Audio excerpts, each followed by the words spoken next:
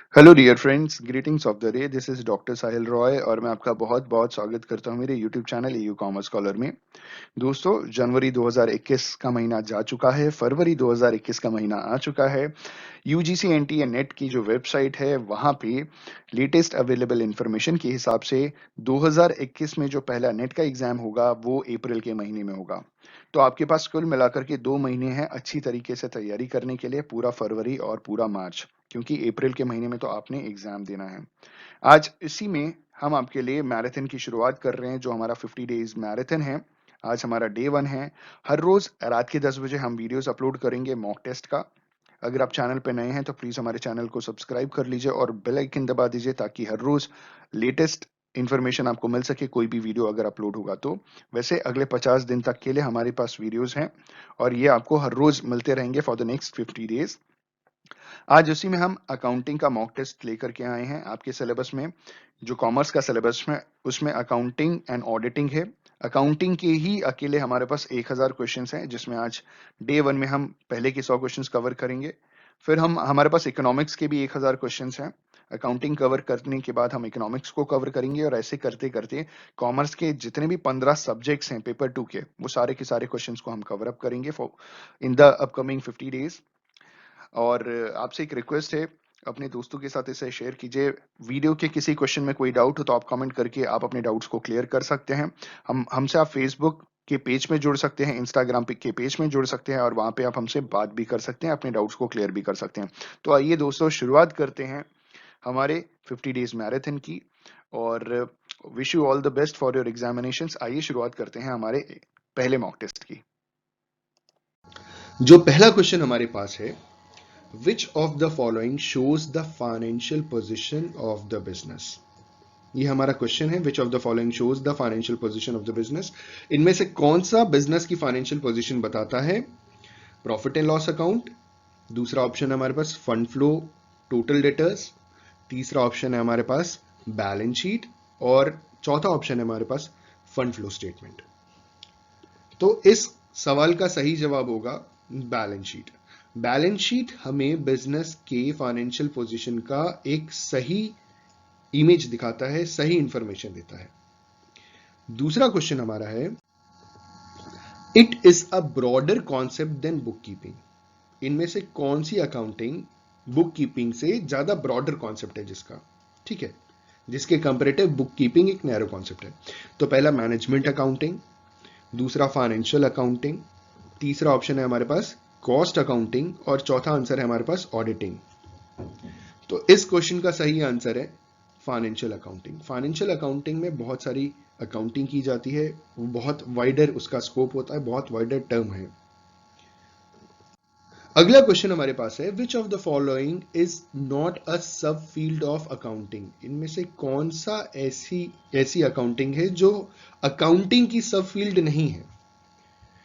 Option है management accounting, cost accounting, social responsibility accounting, none of these. तो जैसे कि हमारा क्वेश्चन था, which of the following is not a sub field of accounting, तो इसका जो सही आंसर है वो है कॉस्ट अकाउंटिंग। क्योंकि कॉस्ट अकाउंटिंग में हम पर यूनिट कॉस्ट की अकाउंटिंग करते हैं। हम ये देखते हैं कि एक यूनिट किसी भी प्रोडक्ट की मैन्युफैक्चरिंग में उसकी कॉस्ट क्या आती है। ये अकाउंटिंग का सब फील्ड नहीं है। अकाउंटिंग का सब फील्ड मैनेजमेंट अकाउंटिंग होता है, सोशल रिस्पॉन्सिबिलिटी अकाउंटिंग होता है, ठीक है। अगला question, which for which of the accounting does a businessman accept. इनमें से कौन सी अकाउंटिंग बिजनेसमैन एक्सेप्ट करता है? तो ऑप्शन है हमारे पास cost accounting, financial accounting, tax accounting, management accounting. तो इस क्वेश्चन का सही आंसर है हमारे पास फाइनेंशियल अकाउंटिंग। एक बिजनेसमैन के लिए फाइनेंशियल अकाउंटिंग बहुत इंपॉर्टेंट है। जितने बिजनेसमैन है वो फाइनेंशियल अकाउंटिंग डेफिनेटली करते हैं। अगला क्वेश्चन हमारे पास है, how do you ascertain the production cost in the form of accounting. आप किसी भी चीज की प्रोडक्शन कॉस्ट को अकाउंटिंग में आप कैसे बता सकते हैं? हमारे पास चार ऑप्शन है, मतलब किस अकाउंटिंग के थ्रू आप बता सकते हैं किसी भी चीज का प्रोडक्शन। देखिए, प्रोडक्शन कॉस्ट जब भी आता है, प्रोडक्शन कॉस्ट का मतलब पर यूनिट मैन्युफैक्चरिंग कॉस्ट जो होती है, ठीक है, वो हम किसके थ्रू बता सकते हैं? तो हमारे पास चार जो ऑप्शन है, वो पहला ऑप्शन है हमारे पास कॉस्ट अकाउंटिंग, दूसरा फाइनेंशियल अकाउंटिंग, तीसरा है टैक्स अकाउंटिंग और चौथा है मैनेजमेंट अकाउंटिंग। तो इस क्वेश्चन का सही आंसर है कॉस्ट अकाउंटिंग। देखिए कॉस्ट अकाउंटिंग से ही हम प्रोडक्शन कॉस्ट पता लगा सकते हैं, क्योंकि कॉस्ट अकाउंटिंग, जैसा कि अभी मैंने थोड़ी देर पहले आपको बताया था कि कॉस्ट अकाउंटिंग हमें हेल्प करता है कि पर यूनिट कॉस्ट, जो किसी भी प्रोडक्ट की मैन्युफैक्चरिंग कॉस्ट होती है, वो पर यूनिट में क्या कॉस्ट आती है, वो कॉस्ट अकाउंटिंग हेल्प करता है। तो क्वेश्चन यही है कि how do you ascertain the production cost in the form of accounting. तो प्रोडक्शन कॉस्ट को आप अकाउंटिंग के फॉर्म में आप कैसे पता कर सकते हैं, वो कॉस्ट अकाउंटिंग की मदद से। ठीक है, अगला question, the accounts in which the monetary terms are converted into prices.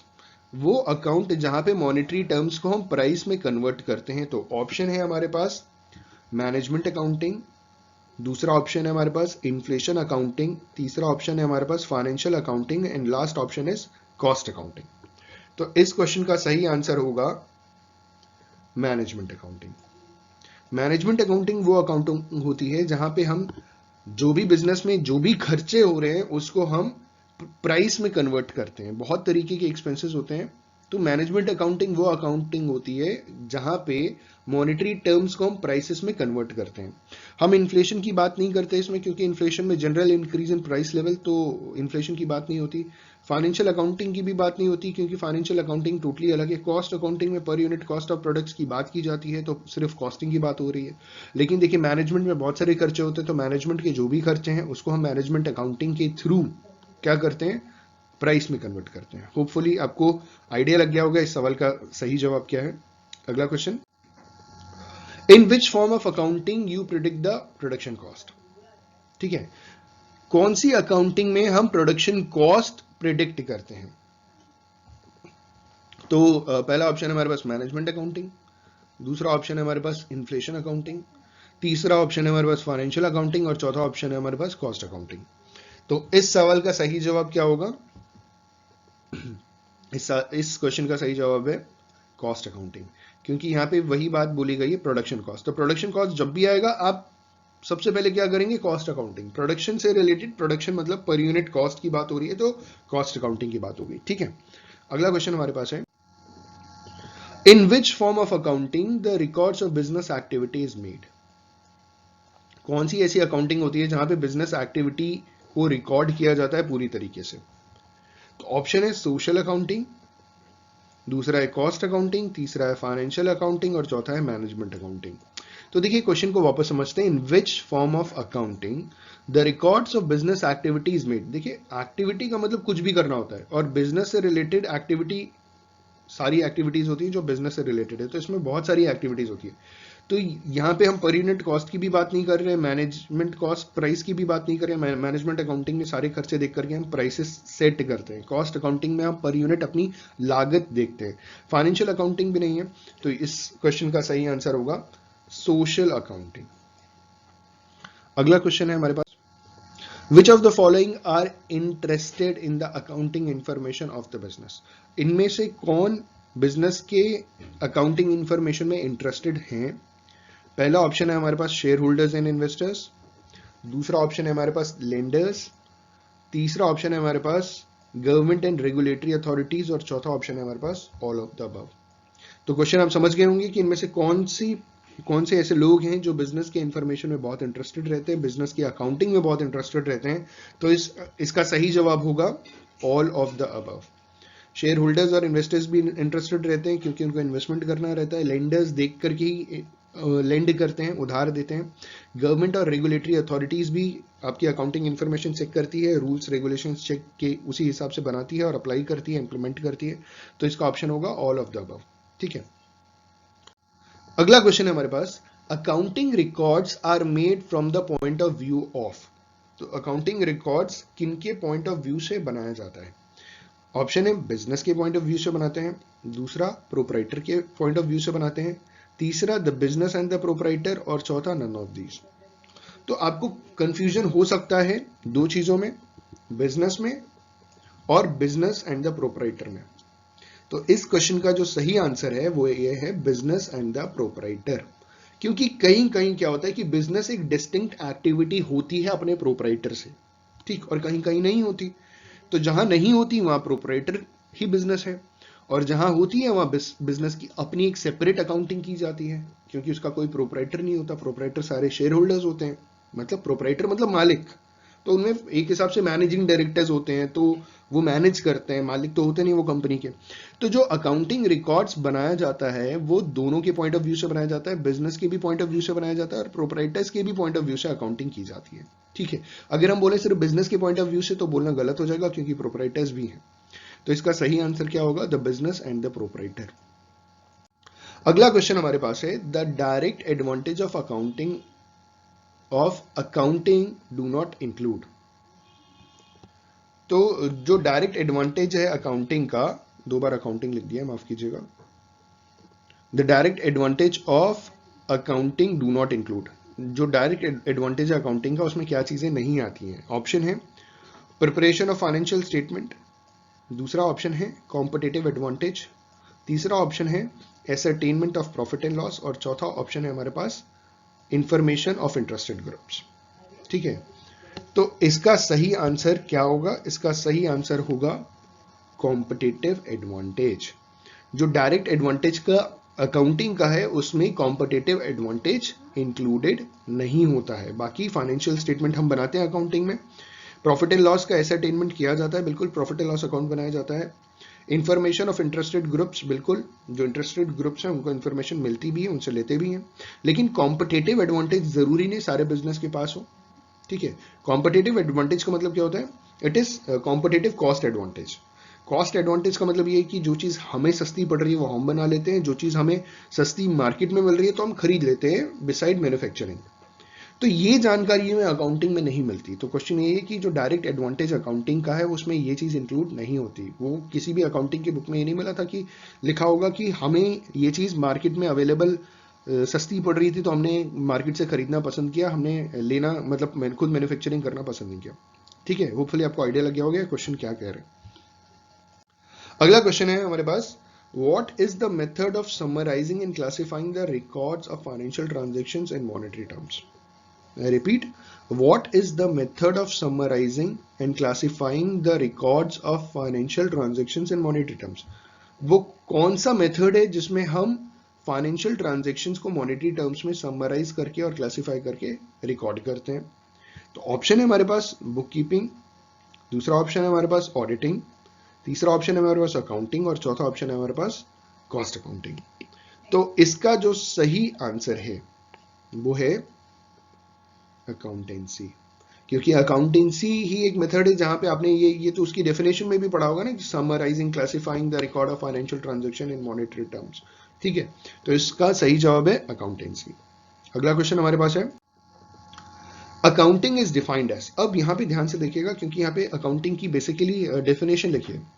Accounting is defined as an art of recording, classifying, and summarizing in a significant manner and in the terms of money, transactions, and events which are in part at least of a financial character and interpreting the result thereof. ये तो पूरी की पूरी accountancy की definition लिखी हुई है। ठीक है, तो अकाउंटेंसी इज डिफाइंड एज, तो आप यही पढ़ करके आइडिया लगा लीजिएगा कि यही इसका ऑप्शन होना चाहिए, मतलब सही आंसर होना चाहिए। लेकिन हम आगे भी बढ़ते हैं, आगे भी देखते हैं आगे क्या लिखा है।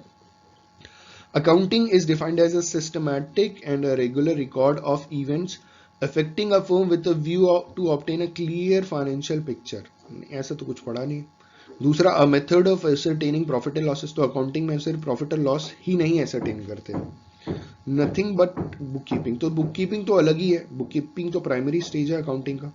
तो इसका सही आंसर क्या होगा? ये जो अकाउंटेंसी की डेफिनेशन दी गई है ये सही जवाब है इसका। अगला क्वेश्चन हमारे पास है, accounting is basically concern with. तो हमारे पास चार ऑप्शन दिए हुए हैं। पहला है फोरकास्टिंग, दूसरा है मेजरमेंट, तीसरा है मैनेजमेंट, और चौथा है नन ऑफ दीज या नन ऑफ द अबव। इसका जो सही आंसर है वो है मेजरमेंट। देखिए, अकाउंटिंग में बेसिकली हम क्या करते हैं? हम मेजरमेंट करते हैं। क्या मेजरमेंट करते हैं? जो भी बिजनेस एक्टिविटी होती है उसको मेजर करते हैं मॉनेटरी टर्म्स में, और उसको हम लिखते हैं न्यूमेरिकल फॉर्म में। ठीक है, तो अकाउंटिंग में जो भी ट्रांजेक्शन हो रहा है, ठीक है, उसको हम क्या करते हैं? मेजर करते हैं मनी के टर्म में, जो भी पॉसिबल होता है, ऐसा नहीं है कि सारी की सारी एक्टिविटीज आप मॉनेटरी टर्म्स में मेजर कर सकते हैं। एग्जांपल के तौर पे अगर हमारे बिजनेस में कोई बहुत ही एफिशिएंट मैनेजर था, ठीक है, वो रिटायर हो गया और वो बिजनेस छोड़ के चला गया, उसकी जगह कोई एकदम नया फ्रेशर आया है, तो जो एक्सपीरियंस था उसके रहने से बिजनेस फर्म जितना अर्न कर रहा था उसकी एफिशिएंसी की वजह से, उतना फ्रेशर की एफिशिएंसी उतनी होगी नहीं, तो बिजनेस उतना अर्न भी नहीं कर पाएगा। तो कहीं ना कहीं बिजनेस का एक लॉस है, लेकिन इस लॉस को हम अकाउंटिंग में लिख नहीं सकते। ठीक है, आप समझ रहे हैं, ये एब्स्ट्रैक्ट चीजें हैं, क्वालिटी किसी की, एफिशिएंसी किसी की, एब्स्ट्रैक्ट चीजें हैं जिसे हम अकाउंटिंग टर्म्स में नहीं लिख सकते। लेकिन ज्यादातर जो बिजनेस की चीजें होती हैं, ट्रांजेक्शन होती है, मनी टर्म्स में होती हैं, क्योंकि हम हर एक चीज को मनी में मेजर करते हैं। जैसे वेजेस हो गई, सैलरीज हो गई, आपने कितना कॉन्ट्रीब्यूट किया फर्म के प्रति, कंपनी के प्रति, तो इसे हम मॉनेटरी टर्म्स में मेजर करते हैं, मेजरमेंट हो गया। ठीक है, होपफुली आपको आइडिया लग गया होगा। पर यूनिट कॉस्ट भी मेजर होती है, सोशल कॉस्ट भी मेजर होती है, सब कुछ मेजर होता है। अगला क्वेश्चन है हमारे पास, accounting records the transactions in the term of, accounting जो रिकॉर्ड करता है ट्रांजेक्शंस, वो क्वांटिटी के टर्म में रिकॉर्ड करता है, क्वालिटी के टर्म में रिकॉर्ड करता है, मनी के टर्म में रिकॉर्ड करता है, या ऑल ऑफ दीज। जैसा अभी मैंने आपको अभी अभी जस्ट बताया कि हम किसी की क्वालिटी हम मनी टर्म्स में हम नहीं देख सकते, वो क्वालिटी नहीं है, वो एब्स्ट्रैक्ट चीजें हैं। एफिशिएंसी हो सकता है, लेकिन कई बार एफिशिएंसी अगर वो पर यूनिट मैन्युफैक्चरिंग या काम बहुत ज्यादा कर रहे हैं तो वो चीज हम देख सकते हैं, लेकिन कौन कितना अच्छा है, कितना लॉयल है, ये सारी चीजें, ये क्वालिटी है जिसे हम अकाउंटिंग टर्म्स में हम मेजर नहीं कर सकते। तो accounting records the transactions in the terms of money. देखिए, जो टर्म अकाउंटिंग टर्म्स में अगर हम कोई भी ट्रांजेक्शंस को रिकॉर्ड करते हैं, वो बेसिकली मनी टर्म्स में होता है। अगर मैं बात करूं ट्रांजेक्शन की, तो ट्रांजेक्शन का मतलब समझिएगा। ट्रांजेक्शन के मतलब में क्या होता है कि ट्रांजेक्शन का मतलब क्या होता है कि देखिए, ट्रांजेक्शन से पहले था बार्टर एक्सचेंज। अब बार्टर एक्सचेंज में क्या होता था, गुड्स के बदले में गुड्स, या गुड्स के बदले में सर्विस, या सर्विस के बदले में गुड्स, या सर्विस के बदले में सर्विस एक्सचेंज होता था। लेकिन जहां पे गुड्स या सर्विस के एक्सचेंज में अगर कहीं मनी आ गया, गुड्स या सर्विस के एक्सचेंज में अगर कहीं मनी आ गया, तो उसे हम क्या बोलेंगे, ट्रांजेक्शन बोलेंगे। तो अकाउंटिंग ट्रांजेक्शंस रिकॉर्ड करता है मनी के टर्म्स में। ठीक है, अगला क्वेश्चन है हमारे पास, an ideal accounting period would be, an ideal accounting period would be, एक आइडियल अकाउंटिंग पीरियड 1 साल का होता है। ऑप्शन 1 ईयर, 2 ईयर्स, 6 मंथ्स और 18 मंथ्स। तो आप बहुत अच्छी तरीके से जानते हैं वो 1 ईयर का होता है। ठीक है, अगला question, outside liability is equal to assets minus dash. तो ये एक फॉर्मूला है, ऑप्शन है कैपिटल, कैश, क्रेडिटर्स और बिल्स पेबल्स। तो इसका जो सही आंसर है वो है outside liability is equal to assets minus capital. ठीक है, अगला क्वेश्चन हमारे से, at what price you record the goods in accounting. ठीक है, ऑप्शन है on real price, on nominal price, on financial price, none of these. तो इसका सही आंसर है on real price. Real price का मतलब ये होता है कि कोई भी चीज आपने जितने रुपए में अक्वायर किया है, जितने रुपए में आपने खरीदा है, दैट इज रियल प्राइस। ठीक है, अगर आपने कोई काम करा है और आपने जितना उसको लेबर पे किया, इररिस्पेक्टिव कितना बनता है, आपने जितना भी पे किया, इट्स अ रियल प्राइस। अगर आपने कोई मशीनरी मार्केट प्राइस पे खरीदी और उस टाइम मान लीजिए मार्केट में इन्फ्लेशन था, तो वो उसकी रियल प्राइस थी। आप बात समझ रहे हैं? तो रियल प्राइस का मतलब एक्चुअली में आपने जितना पे किया और खरीदा। तो यहां पे इन्होंने बोला है कि eight what price you record the goods in accounting. Inflation था, चीजें बड़ी महंगी हो गई थी, तो आप जितने में खरीद के लाए तो आप वही रियल प्राइस में आप एंट्री करेंगे ना। तो दिस इज रियल प्राइस। अगला क्वेश्चन है, the father of double entry system, लूका पेसियुली, क्या नाम है, वाह, वॉज एन इनहैबिटेंट ऑफ। जो फादर थे डबल एंट्री सिस्टम के, वो एक हिसाब से बहुत बड़े मैथमेटिशियन थे। ठीक है, उनका नाम था लूका पेसियुली। जो इनहैबिटेंट थे कहां के, ऑप्शन है इटली, फ्रांस, अमेरिका और ब्रिटेन। तो आपको जानकारी होगी कि लूका पेसियुली जो इनहैबिटेंट थे वो इटली के थे। तो अकाउंटेंसी की जो शुरुआत हुई थी, डबल एंट्री सिस्टम की जो शुरुआत हुई थी, वो इटली से शुरुआत हुई थी। ठीक है, अगला क्वेश्चन हमारे पास है, accounting is also defined as an information system because, तो ऑप्शन है हमारे पास, मतलब क्वेश्चन है कि अकाउंटिंग को हम इंफॉर्मेशन सिस्टम भी डिफाइन करते हैं, बोलते हैं। क्यों बोलते हैं, ऑप्शन देख लेते हैं। तो पहला ऑप्शन है the function of accounting is to provide quantitative information primary financial in nature about economic entities. ठीक है। दूसरा ऑप्शन है हमारे पास every system is information system, जरूरी थोड़ी ऐसा हो। तीसरा है anyone can get required information from accounting, okay. और लास्ट वाला ऑप्शन है नन ऑफ द अबव। तो इसका जो सही आंसर होगा, देखिए एक बार क्वेश्चन ध्यान से समझिएगा कि accounting is also defined as an information system because, accounting को हम इंफॉर्मेशन सिस्टम कहते हैं, क्यों? क्योंकि इसका सही आंसर है पहला। देखिए कैसे, क्योंकि the function of accounting is to provide quantitative information primarily financial in nature about economic entities. ठीक है। तो जो अकाउंटिंग का फंक्शन है वो क्वांटिटेटिव इंफॉर्मेशन जो बेसिकली फाइनेंशियल नेचर का होता है और इकोनॉमिक एंटिटीज के लिए होता है, इसीलिए अकाउंटिंग को डिफाइन किया जाता है इंफॉर्मेशन सिस्टम, क्योंकि अकाउंटिंग इकोनॉमिक एंटिटीज का फाइनेंशियल नेचर का जो भी प्राइमरी ट्रांजैक्शन होता है उसे क्वांटिटेटिव फॉर्म में रिकॉर्ड करके बताता है। होपफुली आपको समझ में आ गया होगा, नहीं आया एक बार फिर से रिवाइंड करके सुन लीजिएगा, आपको समझ में आ जाएगा। और नहीं आता तो प्लीज आप कमेंट जरूर कीजिएगा, मैं वहां एक्सप्लेन जरूर करूंगा आपको। ठीक है। अगला question, what are the important objectives of accounting? Accounting के इंपॉर्टेंट ऑब्जेक्टिव्स क्या होते हैं? तो हमारे पास चार ऑप्शन है। पहला है to maintain records of business, दूसरा है to make information available to various groups and users, और तीसरा ऑप्शन है हमारे पास डिपिक्शन ऑफ फाइनेंशियल पोजीशन, और चौथा ऑप्शन है हमारे पास ऑल ऑफ दीज। तो जो ऑब्जेक्टिव है अकाउंटिंग का वो ऑल ऑफ दीज है, मतलब वो सारा का सारा है, ताकि हम अकाउंटिंग रिकॉर्ड्स बिजनेस का मेंटेन कर सके, ताकि हम इंफॉर्मेशन जो हमें अवेलेबल है, मतलब हमारे पास है, उसे हम अलग अलग ग्रुप्स को अवेलेबल करा सकें। जैसे टैक्स भरना है तो गवर्नमेंट को बताना पड़ेगा, कहीं से उधार लेना है तो लेंडर्स को बताना पड़ेगा। ठीक है। तो इन्वेस्टर्स को अपनी इंफॉर्मेशन देनी पड़ेगी ताकि वो हमारे बिजनेस में इन्वेस्ट कर सकें। और अकाउंटिंग का जो अगला इंपॉर्टेंस है वो ये डिपिक्शन ऑफ फाइनेंशियल पोजीशन, तो बिजनेस का जो फाइनेंशियल पोजीशन है उसको प्रॉपर तरीके से बताता है, डिपिक्ट करता है। ठीक है। अगला क्वेश्चन हमारे पास है wages are paid by company is और अ। देखिए वेजेस और सैलरीज दो चीजें होती है। ठीक है। वेजेस वो होता है जो फिजिकल काम करने वालों को मिलता है, इससे कोई फर्क नहीं पड़ता कि आपको हर रोज मिल रहा है, हर हफ्ते मिल रहा है, हर 15 दिन पे मिल रहा है या हर महीने मिल रहा है। तो वेजेस के लिए बस एक ही बात यह है कि अगर आप कोई फिजिकल काम करते हो तो आपको वेजेस मिलेगा। सैलरीज उनको मिलता है जो मेंटल काम करते हैं। अगर आप पूछे सर टीचर्स को क्या मिलता है, तो देखिए टीचर्स एम्प्लॉयज नहीं है, एम्प्लॉयज को सैलरीज और वेजेस मिलता है। टीचर्स जो होते हैं या डॉक्टर्स जो होते हैं वो मेंटल काम करते हैं, लेकिन they are not employees, they are professional people. तो प्रोफेशनल पीपल अपने फीस चार्ज करते हैं। तो होपफुली आपको आइडिया लग गया होगा कि वेजेस फिजिकल काम करने वाले को मिलता है, सैलरीज मेंटल काम करने वाले को मिलता है। तो एम्प्लॉयज की ये दो कैटेगरीज होती है। इन्होंने बोला wages is paid by the company is और अ। वेजेस जो कंपनी देती है वो ट्रांजैक्शन होता है या इवेंट होता है, या ट्रांजैक्शन इवेंट दोनों होता है, या इन दोनों में से कोई नहीं होता। तो इस क्वेश्चन का सही जवाब है इट्स अ ट्रांजैक्शन। मैंने बताया अभी थोड़ी देर पहले, गुड्स या सर्विस के बदले में अगर आप पैसा पे कर रहे हो तो उसे हम क्या बोलेंगे, ट्रांजैक्शन बोलेंगे। ट्रांजैक्शन में एक तरफ से गुड्स लेते हैं, दूसरे तरफ से पैसा मिलता है, एक तरफ से सर्विस देते हैं, दूसरे तरफ से पैसा मिलता है, तो इट्स अ ट्रांजैक्शन।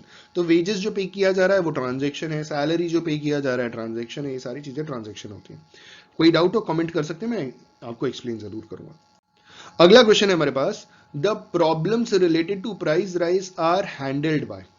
जो प्रॉब्लम है which is related to price rise is handled by management. जैसे प्राइसेस बढ़ जाती है ना, इन्फ्लेशन आ जाता है, चीजों के रेट बढ़ गए, तो प्राइस राइज की जो प्रॉब्लम है वो कौन हैंडल करता है, management accounting, cost accounting, social responsibility accounting या इन्फ्लेशन अकाउंटिंग। देखिए अभी मैंने क्या बोला, इन्फ्लेशन, प्राइस राइज मतलब इन्फ्लेशन, तो इसको कौन हैंडल करेगा, ये इन्फ्लेशन अकाउंटिंग होती है जो प्राइस राइज की प्रॉब्लम को सॉर्ट करती है। ठीक है।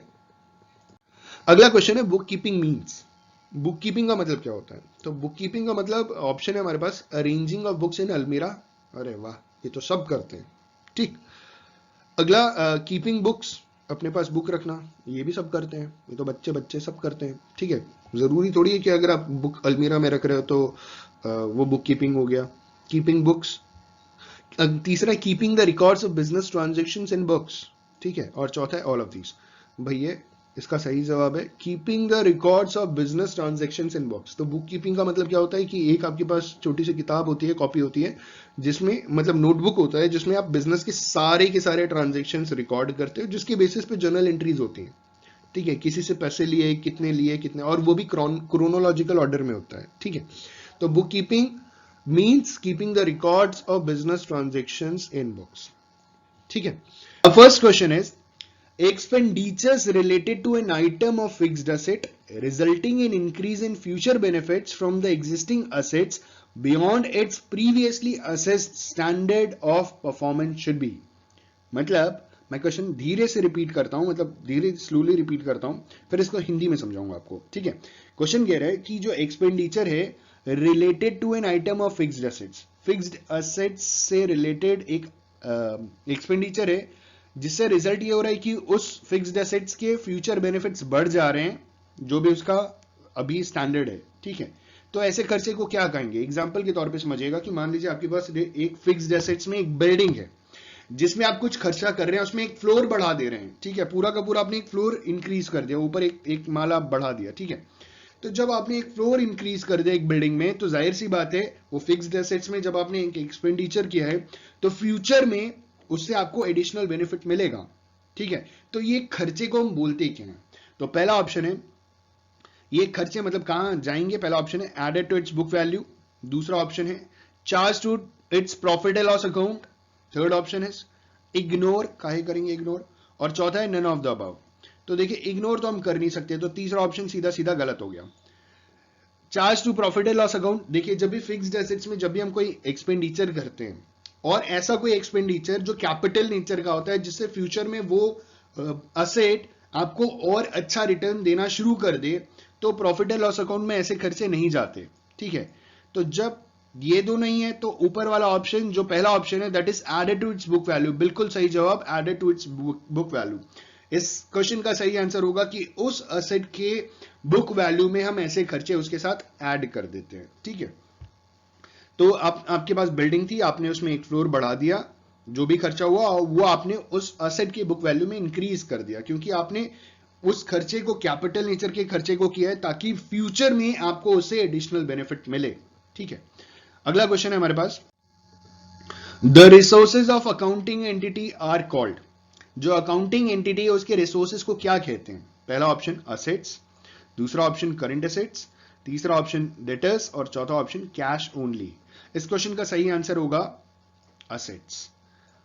जो भी अकाउंटिंग एंटिटी है उसके रिसोर्सेज को हम क्या कंसीडर करते हैं? असेट्स कहते हैं। ठीक है, उसमें फिक्स्ड एसेट्स भी आते हैं, करंट एसेट्स भी आते हैं, इसलिए हम सिर्फ करंट एसेट्स को नहीं मानेंगे। तो जब फिक्स्ड और करंट एसेट्स में कैश आता है, आप जानते हैं। डेटर्स, डेटर्स पैसा मिले नहीं मिले वो हमारे एसेट्स, अच्छा ठीक है, डेटर्स भी तो हमारे एसेट्स ही होते हैं एक हिसाब से, देगा पैसा। ठीक है, करंट एसेट्स भी हमारे एसेट्स की कैटेगरी में आता है, कैश भी हमारे एसेट्स की कैटेगरी में आता है, तो इस क्वेश्चन का सही आंसर होगा एसेट्स। ठीक है, अगला question, if the cost of a car is 2 lakh rupees and its market value is 1 lakh rupees, what should be the value of car at realisation. एक कार है जिसकी कॉस्ट आपने जब खरीदी थी 2 लाख रुपीज थी। ठीक है, और उसकी अभी मार्केट वैल्यू 1 लाख रुपीज है, तो उसकी रियलाइजेशन वैल्यू क्या होगी? कितना सिंपल क्वेश्चन है। तो जो मार्केट वैल्यू है वही उसकी रियलाइजेशन वैल्यू होगी। तो correct answer is 1 lakh. 2 lakh हो नहीं सकती, क्योंकि आपने जब कार खरीदी तो ढेर सारा डिप्रिसिएशन लगा होगा, बहुत खर्चे हुए होंगे। 3 लाख कैसे हो जाएगा जब उसकी मार्केट प्राइस 2 लाख रुपए, और कार आपको मालूम है कार में डिप्रिसिएशन होता है। ये कोई फिक्स्ड एसेट्स है, बिल्कुल है, लेकिन लैंड नहीं है, लैंड में अप्रिसिएशन होता है, कार में डिप्रिसिएशन होता है, तो उसकी कीमत बढ़ेगी तो कभी नहीं। तो इसका सही आंसर होगा 1 लाख रुपीज। रीजन, जो उसकी मार्केट वैल्यू है वही उसकी रियलाइजेशन कॉस्ट होगी। ठीक है, अगला क्वेश्चन है हमारा, according to going concern concept a business is assured to have. Going concern concept के हिसाब से business is assured to have, business में क्या चीज की अश्योरिटी है? पहला ऑप्शन अ लिमिटेड लाइफ, दूसरा ऑप्शन एन इनडेफिनेट लाइफ, तीसरा option a very long life, और चौथा option an accounting year. Limited life going concern concept के हिसाब से लिमिटेड लाइफ नहीं होता, गोइंग कंसर्न कॉन्सेप्ट के हिसाब से इनडेफिनेट लाइफ होता है, मतलब उसकी लाइफ बहुत लंबी होती है। कोई ये सोच करके बिजनेस को फॉर्म नहीं करता कि 1 साल में बंद कर देंगे, 2 साल में बंद कर देंगे। अ वेरी लॉन्ग लाइफ हम नहीं कह सकते, एंड इनडेफिनेट लाइफ हम बोलेंगे, ठीक है। एंड अकाउंटिंग ईयर भी गलत है, एक ही साल आपने बिजनेस किया और बिजनेस बंद कर दिया, ये सोच के तो बिजनेस कोई शुरू नहीं करता। तो बिजनेस की क्या होगी, एन इनडेफिनेट लाइफ, ठीक है।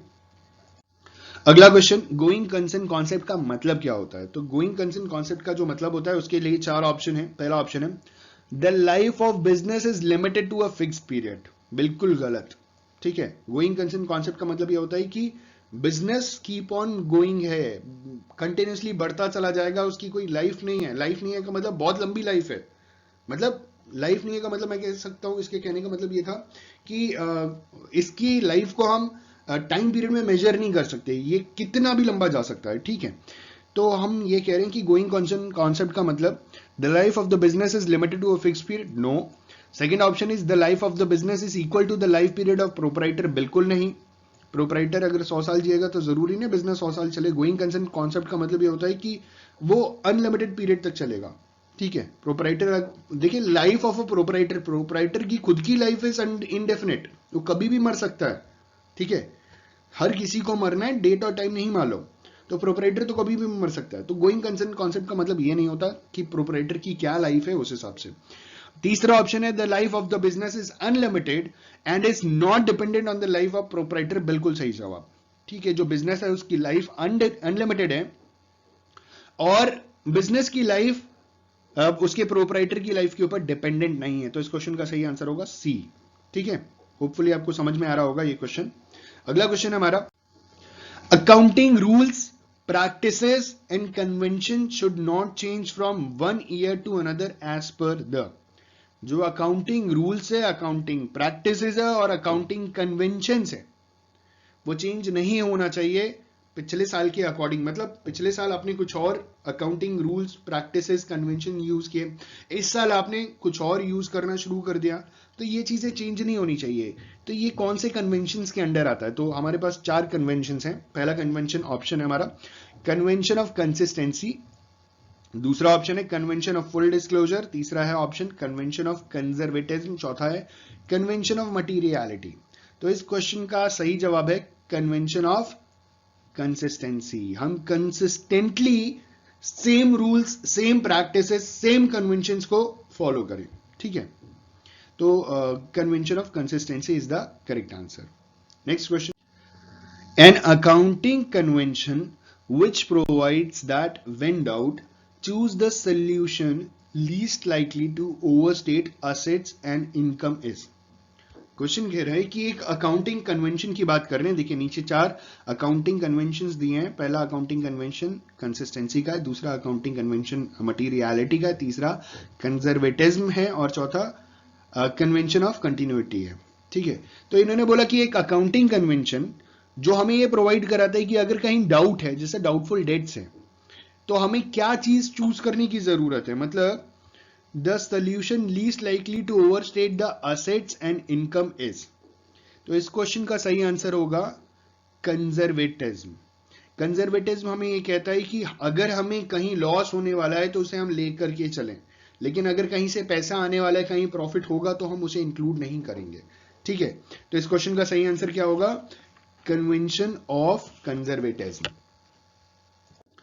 अगला क्वेश्चन है हमारा, window dressing is prohibited due to, window dressing prohibit किया है क्यों? अलग अलग कन्वेंशन है। पहला कन्वेंशन हमारा कन्वेंशन ऑफ कंजर्वेटिज्म में प्रोहिबिट किया है, दूसरा ऑप्शन है हमारा कन्वेंशन ऑफ डिस्क्लोजर, तीसरा ऑप्शन है कन्वेंशन ऑफ मटीरियलिटी और चौथा है अक्रूवल कॉन्सेप्ट।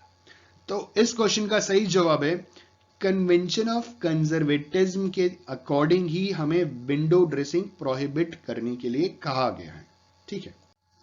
अगला question, recording of capital contributed by the owner as liability insures the adherence of principle to ask. जो कैपिटल कंट्रीब्यूट करता है ओनर, वो लायबिलिटी बन जाती है फर्म की, बिजनेस की। तो ये कैसे, मतलब ये किस प्रिंसिपल के ऊपर होता है? ये डबल एंट्री प्रिंसिपल के ऊपर तो नहीं होता, गोइंग कंसर्न के ऊपर भी नहीं होता। डबल एंट्री का मतलब डेबिट और क्रेडिट, हर ट्रांजेक्शन के दो इवेंट्स होते हैं, डेबिट भी होता है क्रेडिट भी होता है, कुछ आता है तो कुछ जाता भी है, तो that is double entry principle. Going concern का मतलब जैसे कि हम पढ़ते आ रहे हैं, अभी तक देखा कि गोइंग कंसर्न बिजनेस के ऊपर है कि बिजनेस लॉन्ग लास्टिंग है, उसका जो लाइफ पीरियड है वो अनलिमिटेड है, ठीक है, वो कभी खत्म नहीं हो सकता, ठीक। और सेपरेट एंटिटी, मटीरियलिटी भी गलत जवाब होगा, इस क्वेश्चन का सही आंसर होगा सेपरेट एंटिटी। सेपरेट एंटिटी का मतलब ये होता है कि बिजनेस और उसके मालिक अलग अलग एंटिटीज हैं, तो जब भी मालिक बिजनेस में कोई कैपिटल कंट्रीब्यूट करता है तो वो बिजनेस के लिए लायबिलिटी बन जाती है, ठीक है, समझ में आ गया। अगला क्वेश्चन, omission of पैसे and showing the round figure in financial statement is based on। देखिए जब हम राउंड फिगर की बात करते हैं और पैसे को ओमिट कर देते हैं, आपको मालूम है ना, पैसा 50 पैसा 60 पैसा ये हम राउंड फिगर में ले जाते हैं, ये किस ये किस कॉन्सेप्ट के ऊपर बेस्ड है? तो ऑप्शन है हमारे, पहला ऑप्शन है कंजर्वेटिज्म कॉन्सेप्ट, दूसरा ऑप्शन है कंसिस्टेंसी कॉन्सेप्ट, तीसरा है मटीरियलिटी कॉन्सेप्ट और चौथा है रियलाइजेशन कॉन्सेप्ट। तो इस क्वेश्चन का सही आंसर होगा मटीरियलिटी कॉन्सेप्ट। ये मटीरियलिटी कॉन्सेप्ट के बेसिस के ऊपर इसको लिया गया है कि जो भी पैसा होगा उसको हम ओमिट कर देंगे और राउंड फिगर ले करके चलेंगे, ठीक है। अगला क्वेश्चन है, matching concept is based on the, जो मैचिंग कॉन्सेप्ट है वो किस चीज के ऊपर बेस्ड है? हमारे पास कुछ ऑप्शन में कॉन्सेप्ट है, पहला अक्रूअल कॉन्सेप्ट, दूसरा गोइंग कंसर्न कॉन्सेप्ट, तीसरा मनी मेजरमेंट कॉन्सेप्ट, चौथा अकाउंटिंग पीरियड कॉन्सेप्ट। तो ये जो मैचिंग कॉन्सेप्ट है वो accounting period concept, money measurement concept, going concern concept या अक्रूअल कॉन्सेप्ट? सही जवाब है अकाउंटिंग पीरियड कॉन्सेप्ट। अब मैचिंग कॉन्सेप्ट का मतलब क्या है? मैचिंग कॉन्सेप्ट को समझिएगा कि जो भी हमारे रेवेन्यूज और एक्सपेंडिचर है वो हम एक ही अकाउंटिंग पीरियड में उसे हम मैच कर रहे हैं। मतलब रेवेन्यू का मतलब जितना भी पैसा हमने जनरेट किया, ठीक है, और एक्सपेंडिचर का मतलब जो भी हमारे खर्चे हुए, तो जितना पैसा जनरेट किया उसी में से तो खर्चा करेंगे सेम अकाउंटिंग पीरियड में, ठीक है। तो matching concept is based on accounting period concept, ठीक है। अगला question, the denoting of market value of investment in brackets is in keeping with the convention of. जो हम मार्केट वैल्यू किसी भी इन्वेस्टमेंट का ब्रैकेट में बताते हैं, फुटनोट में बताते हैं, वो किस कन्वेंशन द्वारा ये चीजें बताते हैं? तो पहला ऑप्शन है कन्वेंशन ऑफ कंजर्वेटिज्म, दूसरा कन्वेंशन ऑफ मटीरियलिटी, तीसरा कन्वेंशन ऑफ डिस्क्लोजर, चौथा कन्वेंशन ऑफ कंसिस्टेंसी। तो इस क्वेश्चन का सही आंसर है कन्वेंशन ऑफ डिस्क्लोजर। डिस्क्लोजर में हम उसकी रियल वैल्यू बताते हैं, ठीक है, ब्रैकेट्स के। The realisation concept envisages. अब एनविसेजेस का मतलब क्या होता है? एनविसेजेस का मतलब होता है to envisage is to imagine something that does not yet exist. मतलब कि एनविसेजेस का मतलब हो सकता है कि जो चीज हम मान करके चल रहे हैं, जो अभी हुआ नहीं है, जो हम मान लेते हैं कि फ्यूचर में होगा। तो रियलाइजेशन कॉन्सेप्ट क्या, किस चीज के ऊपर है, किस एनविसेजेस के ऊपर है, मतलब वो क्या चीज बताता है? तो पहला ऑप्शन है हमारा analytical records of past transactions and future predictions.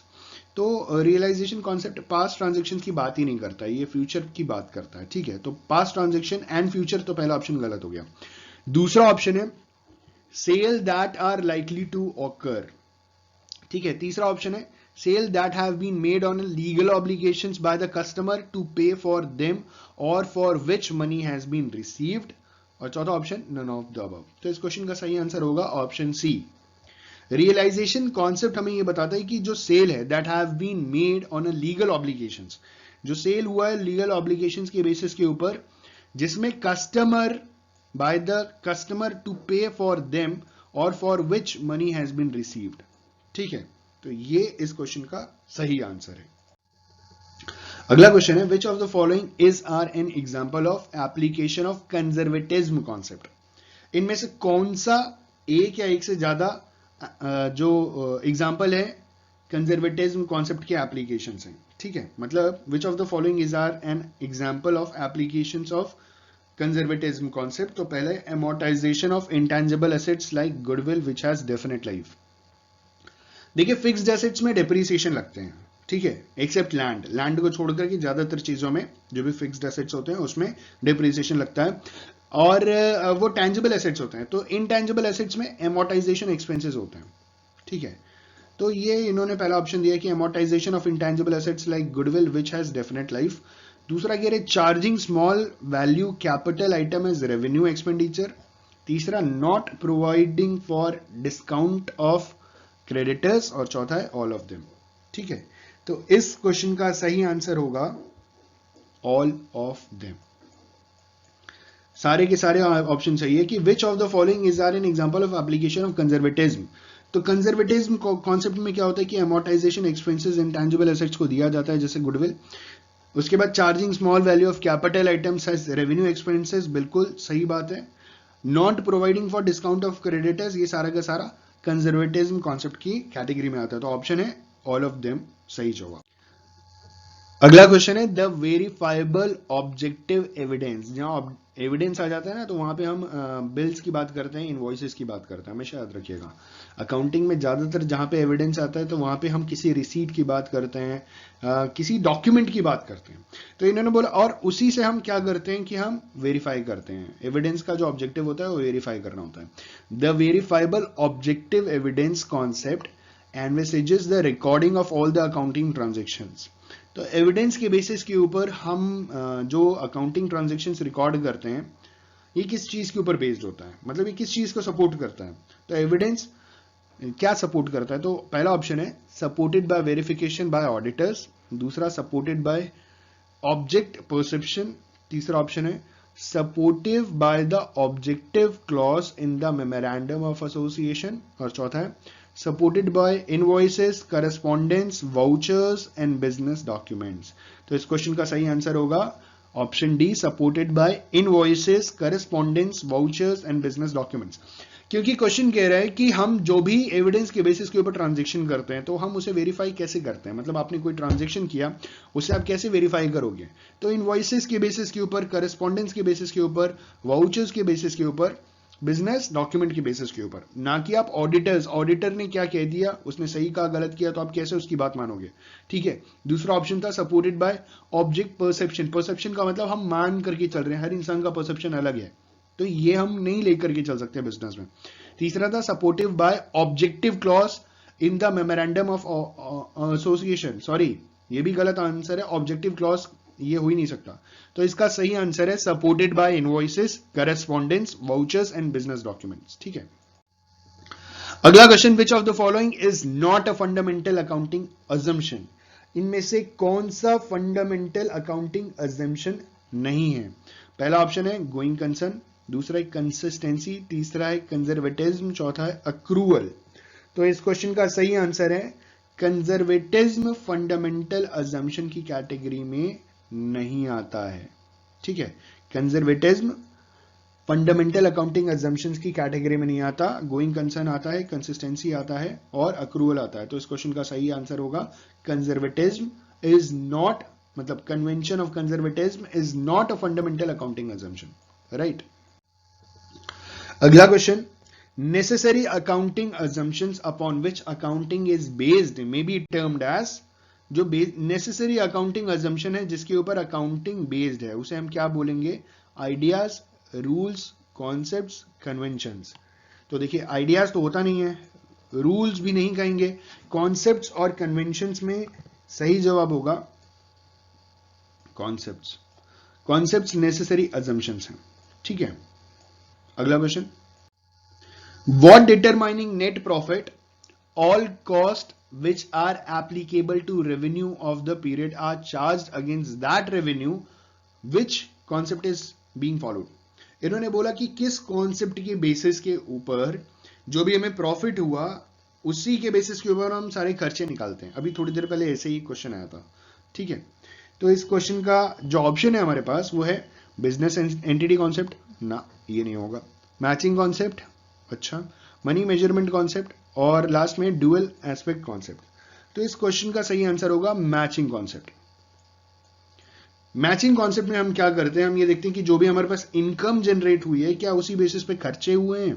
ठीक है, तो मैचिंग कॉन्सेप्ट यही होता है कि जो आपने रिसीव किया, जो आपका रेवेन्यू था, जो आपका डेबिट था, क्या वही क्रेडिट था, जो आपका क्रेडिट था उसी बेसिस पे डेबिट था।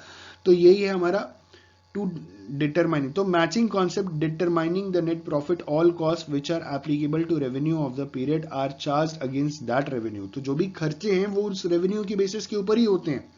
ठीक है, बिजनेस एंटिटी कॉन्सेप्ट नहीं हो सकता क्योंकि प्रोपराइटर और बिजनेस एक सेपरेट एंटिटी है, तो क्वेश्चन ये नहीं पूछ रहा।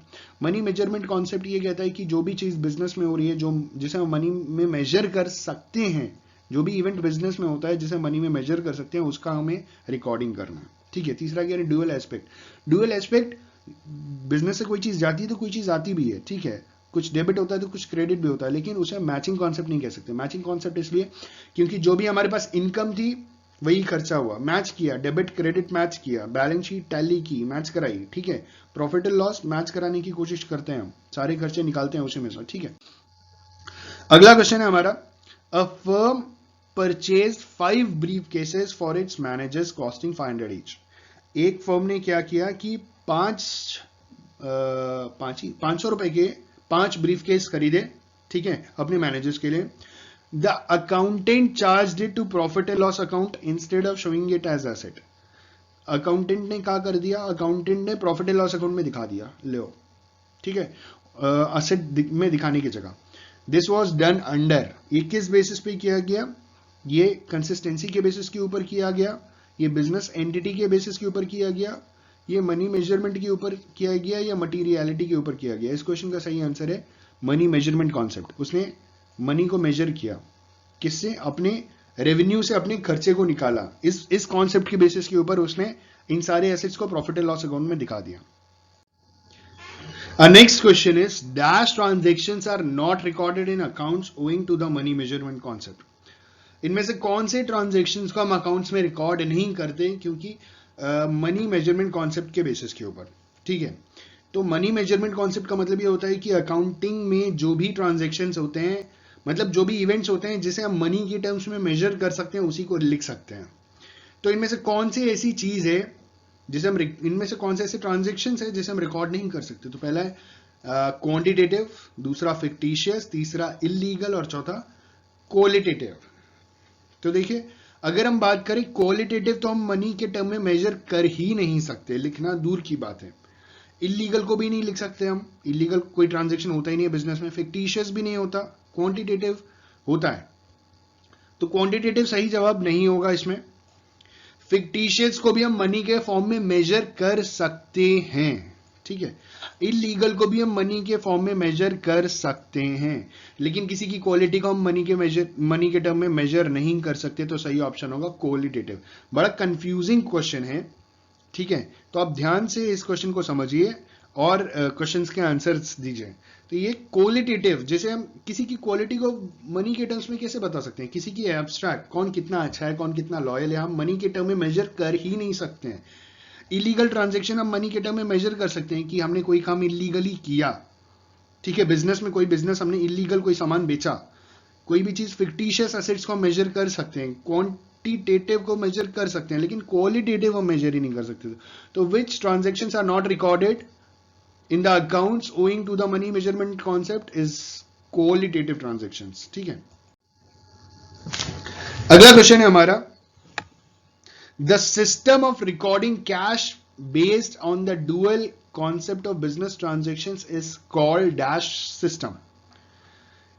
उस सिस्टम का नाम बताइए जिस सिस्टम के बेसिस के ऊपर हम कैश बेस्ड ट्रांजेक्शंस, जो भी कैश बेस्ड ट्रांजेक्शंस होते हैं ना, उसको रिकॉर्ड करते हैं ड्यूअल कॉन्सेप्ट के बेसिस के ऊपर बिजनेस के ट्रांजेक्शंस को। ऑप्शन है सिंगल एंट्री, दूसरा ऑप्शन है 2 टियर एंट्री, तीसरा ऑप्शन है डबल अकाउंट और चौथा है डबल एंट्री सिस्टम। आपको मालूम है डबल एंट्री सिस्टम, आपने कई बार सुना होगा, तो इस क्वेश्चन का सही आंसर है डबल एंट्री सिस्टम। ठीक है, अगला question, usefulness, objectivity and feasibility are 3 basis norms generally found in accounting principles। तो जो अकाउंटिंग प्रिंसिपल्स है उसमें यूजफुलनेस, ऑब्जेक्टिविटी और फीसिबिलिटी, ये 3 बेसिक नॉर्म्स पाए जाते हैं। क्या ये सही जवाब है? ट्रू, पार्टली ट्रू, फॉल्स और नन। तो इस क्वेश्चन का सही आंसर है, बिल्कुल सही बात है, ट्रू। क्योंकि हम जब भी जनरली हम अकाउंटिंग करते हैं, जो भी अकाउंटिंग प्रिंसिपल्स होते हैं, उसके बेसिस के ऊपर हम यही चीज चेक करते हैं, उसकी यूजफुलनेस को, उसकी ऑब्जेक्टिविटी को और उसकी फीसिबिलिटी को. ठीक है. Next question is cash basis considers the revenue as realised when the goods are produced. तो जो कैश बेसिस है बिजनेस में, cash basis considers the revenue as realised. तो अगर आपने कैश में कोई सामान बेचा है तो हम उसे क्या बोलेंगे, रेवेन्यू एज रियलाइज, जब गुड्स प्रोड्यूस होते हैं तब. तो क्या ये सही है?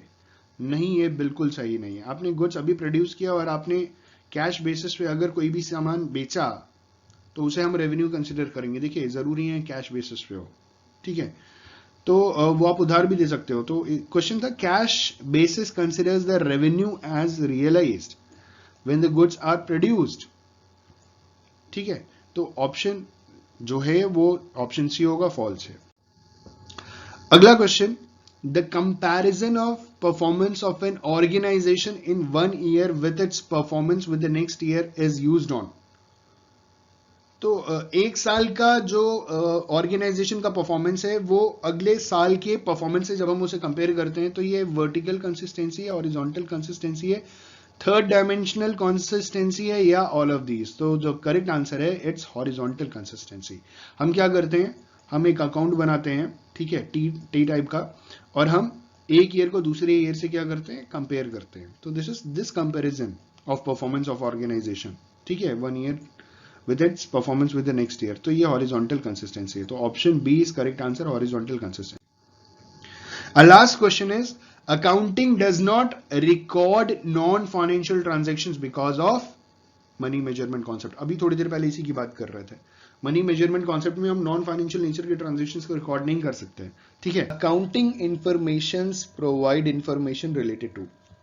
अब अकाउंटिंग इंफॉर्मेशन हमें कौन सी इंफॉर्मेशन प्रोवाइड कराता है, मतलब जो भी इंफॉर्मेशन प्रोवाइड कराता है वो किस चीज से रिलेटेड होती है. पहला ऑप्शन है प्रॉफिट, दूसरा ऑप्शन है कैश फ्लो स्टेटमेंट, तीसरा ऑप्शन है फाइनेंशियल पोजीशन, और चौथा ऑप्शन है हमारे पास ऑल ऑफ द अबव. तो इस क्वेश्चन का सही आंसर क्या होगा, ऑल ऑफ द अबव. क्योंकि अकाउंटिंग इंफॉर्मेशन जो है वो हमें प्रॉफिट के बारे में भी बताता है, कैश फ्लो स्टेटमेंट के बारे में भी बताता है, फाइनेंशियल पोजीशन के बारे में भी बताता है. तो ये तीनों के तीनों बिल्कुल सही है. तो इस क्वेश्चन का सही आंसर क्या होगा, ऑल ऑफ द अबव. अगला क्वेश्चन है हमारे पास, identified and measured economic event should be recorded in dash order. जो भी इकोनॉमिक इवेंट्स होते हैं, ठीक है, जो भी आइडेंटिफाई कर लिए जाते हैं बिजनेस में, उन्हें किस ऑर्डर में रिकॉर्ड किया जाता है. पहला ऑप्शन है क्रोनोलॉजिकल ऑर्डर, दूसरा है एनालिटिकल ऑर्डर, तीसरा है सिस्टमैटिक ऑर्डर, और चौथा नन ऑफ द अबव. अगर मैं बात करूं क्रोनोलॉजिकल ऑर्डर, तो ये टाइम वाइज और डेट वाइज होता है. मतलब जो इवेंट जिस टाइम होता है उसको हम उसी मोमेंट पे रिकॉर्ड कर लेते हैं, उसके बाद जो होता है उसको उसके बाद रिकॉर्ड किया जाता है. मतलब जो चीज 1 मार्च को हुई उसको हम 1 मार्च को रिकॉर्ड करेंगे, जो चीज 2 मार्च को हुई 2 मार्च को रिकॉर्ड करेंगे, जो इवेंट 3 मार्च को हुआ 3 मार्च को. तो डेट वाइज भी होता है as well as time wise भी होता है कि सुबह 9 बजे अगर कोई इवेंट हो रहा है तो सुबह 9 बजे उसकी एंट्री हो गई, 9:30 बजे कोई इवेंट हो रहा है तो 9:30 बजे एंट्री हो गई. तो क्रोनोलॉजिकल ऑर्डर मतलब डेट और टाइम वाइज. तो इस क्वेश्चन का सही आंसर होगा क्रोनोलॉजिकल ऑर्डर. हम बिजनेस में जो भी ट्रांजेक्शन्स, मतलब जो भी रिकॉर्डिंग करते हैं आइडेंटिफाई करके, इकोनॉमिक इवेंट्स को मेजर करके, तो उसे हम क्रोनोलॉजिकल ऑर्डर में एंटर करते हैं. मतलब इवेंट को रिकॉर्ड करने का काम क्रोनोलॉजिकल ऑर्डर का होता है. ठीक है. उसके बाद एनालिटिकल ऑर्डर से हम उसका एनालिसिस करते हैं. ठीक है. तो इस क्वेश्चन का सही आंसर क्या होगा, क्रोनोलॉजिकल ऑर्डर. अगला क्वेश्चन है हमारे पास, पोस्टुलेट्स ऑफ अकाउंटिंग आर. तो अकाउंटिंग पोस्टुलेट्स के बारे में अगर मैं आपसे कहूं तो अकाउंटिंग पोस्टुलेट्स का मतलब होता है कि an accounting postulates is an assumption in the field of accounting based on historical practice. Accounting postulate एक अजम्पशन है जो अकाउंटिंग फील्ड में मतलब माना जाता है, जो हिस्टोरिकल प्रैक्टिस, अकाउंटिंग की हिस्टोरिकल प्रैक्टिस के ऊपर बेस्ड है. इसमें हम और कुछ ऐड कर सकते हैं, कह सकते हैं कि accounting postulates form the basis of accounting standards that govern how transactions are treated and recorded. सबसे इंपॉर्टेंट कि अकाउंटिंग पोस्टुलेट्स में हमें पता चलता है कि अकाउंटिंग स्टैंडर्ड जो बनाए गए हैं वो किस बेसिस के ऊपर, मतलब किस बेसिस पे हम ट्रांजेक्शन को रिकॉर्ड करते हैं, ट्रीट करते हैं, उस बेसिस पे अकाउंटिंग पोस्टुलेट्स बनाए गए, उसी बेसिस पे अकाउंटिंग होती है. तो postulates of accounting are period, exchange, unit of measure and all of these. तो देखिए अकाउंटिंग जो होती है वो पीरियड की बेसिस पे भी होती है, टाइम पीरियड की बेसिस पे भी अकाउंटिंग होती है, एक्सचेंज के बेसिस पे भी होती है, गुड सर्विसेज, मनी ट्रांजेक्शन, ठीक है, यूनिट ऑफ मेजर की बेसिस पे भी होती है, ऑल ऑफ दीज। इस क्वेश्चन का जो सही आंसर है वो है ऑल ऑफ दीज, ठीक है। अगला क्वेश्चन है हमारे पास, double entry book keeping originated from.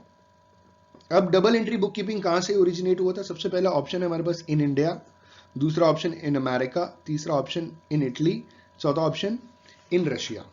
तो आपको याद होगा इटली के बारे में हमने बताया था, लूकास पैसियोली के बारे में, तो इस क्वेश्चन का शुरू आंसर होगा in Italy.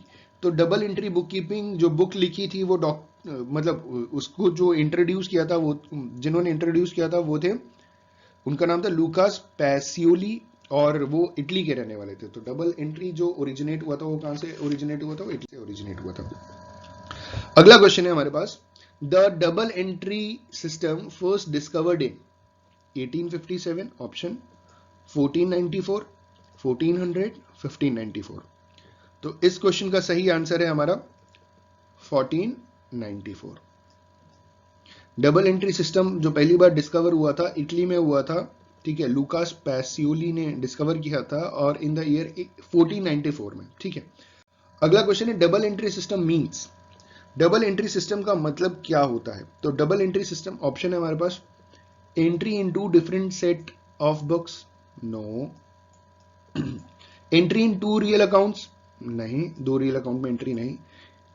To entries in one set of books, नहीं, ये भी नहीं होता, अकाउंट्स होते हैं। Entry of two aspects of one transaction, exactly, double entry का मतलब ये होता है कि एक ट्रांजेक्शन के दो एस्पेक्ट की रिकॉर्डिंग करते हैं। Entry of two aspects of one transaction, आपको मालूम है ना, डीआर डेबिट और सीआर क्रेडिट, वेरी गुड, ठीक है, अब बिल्कुल समझ रहे हैं इसको। तो entry of two aspects of one transaction is the correct answer for double entry system का मतलब। अगला क्वेश्चन है हमारे पास, डबल एंट्री मींस। अब डबल एंट्री का मतलब क्या होता है? डबल एंट्री का मतलब होता है, ऑप्शन है, to record in both debit side and credit side of two different account. अभी तो यही बताया तो भैया यही आंसर होगा, ठीक है, आगे भी देख लेते हैं। To record in debit side of two accounts, नहीं, क्यों सिर्फ डेबिट साइड क्यों रिकॉर्ड करेंगे? हम डेबिट भी करेंगे क्रेडिट भी करेंगे, मतलब कुछ आता है कुछ जाता है। गोल्डन रूल याद है ना आपको, मतलब डेबिट और क्रेडिट तीनों गोल्डन रूल्स में आते हैं। तो जो भी डबल एंट्री की बात करेंगे तो डेबिट साइड भी आएगा और क्रेडिट साइड भी आएगा, तो सिर्फ डेबिट साइड रिकॉर्ड करना बिल्कुल गलत। To record the credit in both the, credit side में दोनों, नहीं। To record in the debit side account, नहीं, इस क्वेश्चन का सही आंसर हमने पहले ही बता दिया, to record in both debit side and credit sides of two accounts, two different account, ठीक। अगला क्वेश्चन है, in double entry system every transaction has aspects. कितने एस्पेक्ट होते हैं? वन एस्पेक्ट होता है, जितने भी ट्रांजेक्शन होते हैं एक एक्सपेक्ट होता है, दो एक्सपेक्ट होते हैं, 3 और 4। तो अभी बोला ना, डबल एंट्री में कितने एस्पेक्ट होंगे? दो एस्पेक्ट्स होंगे, ठीक है। डबल एंट्री सिस्टम में एक चीज डेबिट होगी और दूसरी चीज क्रेडिट होगी एक ही ट्रांजेक्शन में। आप कोई चीज परचेज करते हैं तो आप क्या करते हैं? कुछ सामान खरीद के लाते हैं, बदले में पैसा देते हैं कि नहीं? मतलब कुछ आया, कुछ डेबिट हुआ, कुछ क्रेडिट हुआ, समझ रहे हैं? तो हर एक ट्रांजेक्शन के दो एस्पेक्ट हैं, उसी को हम डबल एंट्री सिस्टम कहते हैं। तो दो एस्पेक्ट हो गए, ठीक है। अगला क्वेश्चन है हमारे पास, the system of recording the transaction based on dual aspect concept is called. Double recording system, double accounting system, double entry system, none of these. आपको मालूम है इसको क्या कहते हैं? डबल एंट्री सिस्टम, ठीक है। अगला क्वेश्चन है हमारे पास, what is the first stage of accounting. Accounting, देखिए अकाउंटिंग की शुरुआत बुक कीपिंग से होती है, लेकिन जो पहला स्टेज होता है वो हमेशा जर्नल होता है, ठीक है, जर्नल एंट्रीज हमेशा पहला होता है। तो what is the first stage of accounting? It is journal. Final accounts पहला, फर्स्ट स्टेज में फाइनल अकाउंट्स कैसे हो जाएगा? तो फाइनल अकाउंट्स गलत है। अब जर्नल के बाद हम लेजर बनाते हैं, तो लेजर पहला हो नहीं सकता, और लेजर के बेसिस पे हम ट्रायल बैलेंस बनाते हैं तो ट्रायल बैलेंस पहला नहीं हो सकता। तो इन ऑप्शंस के हिसाब से जर्नल है, ठीक है। अगला क्वेश्चन है, what is the amount with which business is commenced is called. जिस अमाउंट से हम बिजनेस की शुरुआत करते हैं उस अमाउंट को क्या बोलते हैं? ऑप्शन है, कैश बोलते हैं, कैपिटल बोलते हैं, असेट्स बोलते हैं, नन ऑफ दीज। देखिए बड़े कंफ्यूजिंग है, हम हमेशा कैश से बिजनेस शुरू करते हैं, लेकिन इन्होंने बोला है कि जिस अमाउंट से बिजनेस शुरू कर रहे हैं उसको क्या कहते हैं, तो उसे हम कैश नहीं बोलते, उसे हम क्या बोलते हैं, कैपिटल बोलते हैं। क्योंकि कैपिटल की जो डेफिनेशन है वो ये है कि the sum of money which is initially invested in business is called capital. तो यहां पे भी वही सवाल पूछा है कि what is the amount with which business is commenced is called capital. ठीक है, तो इस क्वेश्चन का सही आंसर क्या होगा, इस क्वेश्चन का सही आंसर होगा कैपिटल। अगला question, no inference of profit and provision making policy is followed for all the possible losses. ये किस कन्वेंशन द्वारा ये बात बोली गई है कि no inference of profit and provision making policy is followed for all possible losses. ठीक है, तो ये किस कन्वेंशन में बोला है, due to convention of consistency. देखिए कंसिस्टेंसी का जो कन्वेंशन था उसमें बोला गया था कि जो भी हम रूल्स रेगुलेशंस हम मेथड फॉलो करेंगे वो बार बार कंसिस्टेंटली सेम फॉलो करेंगे, उसे हम चेंज नहीं करेंगे। ठीक है, due to convention of conservatism, तो इस क्वेश्चन का सही आंसर है due to convention of conservatism, जहां पे हम बोल सकते हैं कि no inference of profit and the provision of making policy is followed for all the possible losses. मतलब कंजर्वेटिव में हम ये मान करके चलते हैं कि जहां लॉस होगा वहां पैसे दे देंगे, लेकिन हम कहां से हमको प्रॉफिट होगा वो एंट्री नहीं करेंगे। मतलब जहां हमारा पैसा खर्च होना है या जहां जहां हमारा लॉस हो सकता है हम वो चीज रिकॉर्ड कर देते हैं। जैसे आपने पढ़ा होगा प्रोविजन फॉर डाउटफुल डेट्स, तो यहाँ पे हमने, क्योंकि हमें मालूम है कि यहाँ एक तरीके का लॉस होने वाला है, तो हमने प्रोविजन बना करके रख दिया कि अगर लॉस हुआ तो हम अपनी जेब से उस लॉस को कवर कर लेंगे, लेकिन कहीं से हमें प्रॉफिट होने वाला है तो उसे हम अज्यूम नहीं करते, तो उसके लिए कोई इन्फरेंस हम ड्रॉ नहीं करते, तो ये कंजर्वेटिज्म है। ठीक है, अगला ऑप्शन क्या था हमारे पास, due to the convention of disclosure, अच्छा नहीं, due to the convention of materiality नहीं, तो इस क्वेश्चन का सही आंसर है हमारे पास ऑप्शन बी। ठीक है, अगला क्वेश्चन है हमारा, the basis of accounting in which on the receipt of income and on the accrual of expenditure recording is done. ठीक है, तो जो बेसिस है, जिस बेसिस के ऊपर हम क्या करते हैं, the basis of accounting in which on the receipt of income and on the accrual of expenditure recorded is done is accrual basis। accrual बोल रहे हैं ना, तो accrual basis, कैश बेसिस नहीं है, मिक्स्ड बेसिस नहीं है। मिक्स्ड बेसिस क्या होता है पता नहीं, above said ऑल भी गलत है, this is accrual basis. Accrual basis बिल्कुल सही है, जहां पे हम बोलते हैं the basis of accounting in which on the receipt of income and on the accrual of expenditure recording is done. ठीक है, अगला क्वेश्चन है हमारा, the working capital is, the working capital is option, यहाँ पे इन्होंने कुछ बोल रखा है कि फिक्स्ड एसेट्स और फिक्स्ड लायबिलिटीज। जो वर्किंग कैपिटल होता है फिक्स्ड एसेट्स फिक्स्ड लायबिलिटीज होता है, sorry fixed assets minus fixed liabilities है। वर्किंग कैपिटल का फॉर्मूला क्या है, fixed assets minus fixed liabilities, नहीं भैया गलत है, current assets minus current liabilities बिल्कुल सही है। करंट, ये जो वर्किंग कैपिटल है ना, वर्किंग कैपिटल का फॉर्मूला क्या होता है, current assets minus current liabilities, आपको मालूम है ना, working capital is equal to C A minus C L, assets minus capital ना, करंट एसेट्स माइनस करंट, दो बार, तो हो सकता है कि यहाँ कुछ ऑप्शन देने में इन्होंने गड़बड़ी कर दी हो, लेकिन इस क्वेश्चन का सही आंसर है current assets minus current liabilities. ठीक है, अगला question, total equity is equal to, अब टोटल इक्विटी क्या होता है, total equity is equal to fixed assets, current assets, total assets, none of these. तो इस क्वेश्चन का सही आंसर होगा नन ऑफ दीज। हम टोटल इक्विटी कैसे बता सकते हैं, फिक्स्ड एसेट्स के बेसिस पे टोटल इक्विटी बता सकते हैं, टोटल इक्विटी ऑफ शेयर्स। ठीक है, इक्विटी शेयर्स बता सकते हैं कि फिक्स्ड एसेट्स देख करके हम बता देंगे कि टोटल इक्विटी शेयर्स कितने हैं हमारे, या करंट एसेट्स देख करके हम बता सकते हैं कि टोटल इक्विटी कितने हैं हमारे, मतलब इक्विटी शेयर कितने हैं। टोटल एसेट्स देख करके भी नहीं बता सकते, तो option is none of these. ठीक है, अगला क्वेश्चन हमारे पास, provision for bad and doubtful debts is created in anticipation of actual bad debts on the basis of, जो प्रोविजन हम बनाते हैं बैड और डाउटफुल डेट्स का, वो क्रिएट किया जाता है किस एंटिसिपेशन में, actual bad debts on the basis of business entity concept, conservation concept, accrual concept, full disclosure concept. तो इस क्वेश्चन का सही आंसर होगा कंजर्वेशन कॉन्सेप्ट। ये जो कंजर्वेशन कॉन्सेप्ट है ना, अभी तो इसी की बात कर रहे थे ना, जहां पे हम प्रॉफिट की बात नहीं करते, लेकिन अगर कोई लॉस होने वाला होता है तो हम उसके बारे में एंट्रीज पहले ही कर लेते हैं। अभी पिछले लास्ट क्वेश्चंस में यही तो हम डिस्कस कर रहे थे। तो कंजर्वेशन कॉन्सेप्ट में हम क्या करते हैं कि अगर कोई लॉस होने वाला है तो हम लिख देते हैं, कहाँ से प्रॉफिट आने वाला है, कितना मिलेगा, कब मिलेगा, ये सब हम एंटिसिपेट करके नहीं लिखते, लेकिन कहाँ लॉस होने वाला है उसको हम लिख देते हैं। तो यहाँ पे provision for bad and doubtful debts is created in anticipation of actual bad debts on the basis of conservation concept. ठीक है, अगला क्वेश्चन है हमारे पास, dash refers to the general agreement on the usage and practice in social and economic life। ठीक है, तो इनमें से कौन सा assumption या कौन सी पॉलिसी या कौन सा कन्वेंशन रेफर करता है general agreement on the usage of practice in social and economic life? तो इसमें ऑप्शन है हमारे पास accounting assumption, accounting convention, accounting policies and full disclosure concept. तो इस क्वेश्चन का सही आंसर है अकाउंटिंग कन्वेंशन।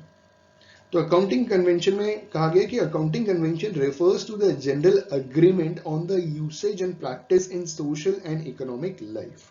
ठीक है, अगला क्वेश्चन है हमारे पास, even the proprietor of the business is treated as a creditor of the business.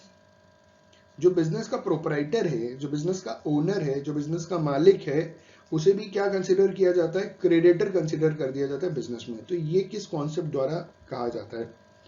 Money measurement concept? बिल्कुल नहीं, क्योंकि मनी में हर एक चीज, जो चीज मेजर हो सकती है उसे हम रिकॉर्ड करते हैं।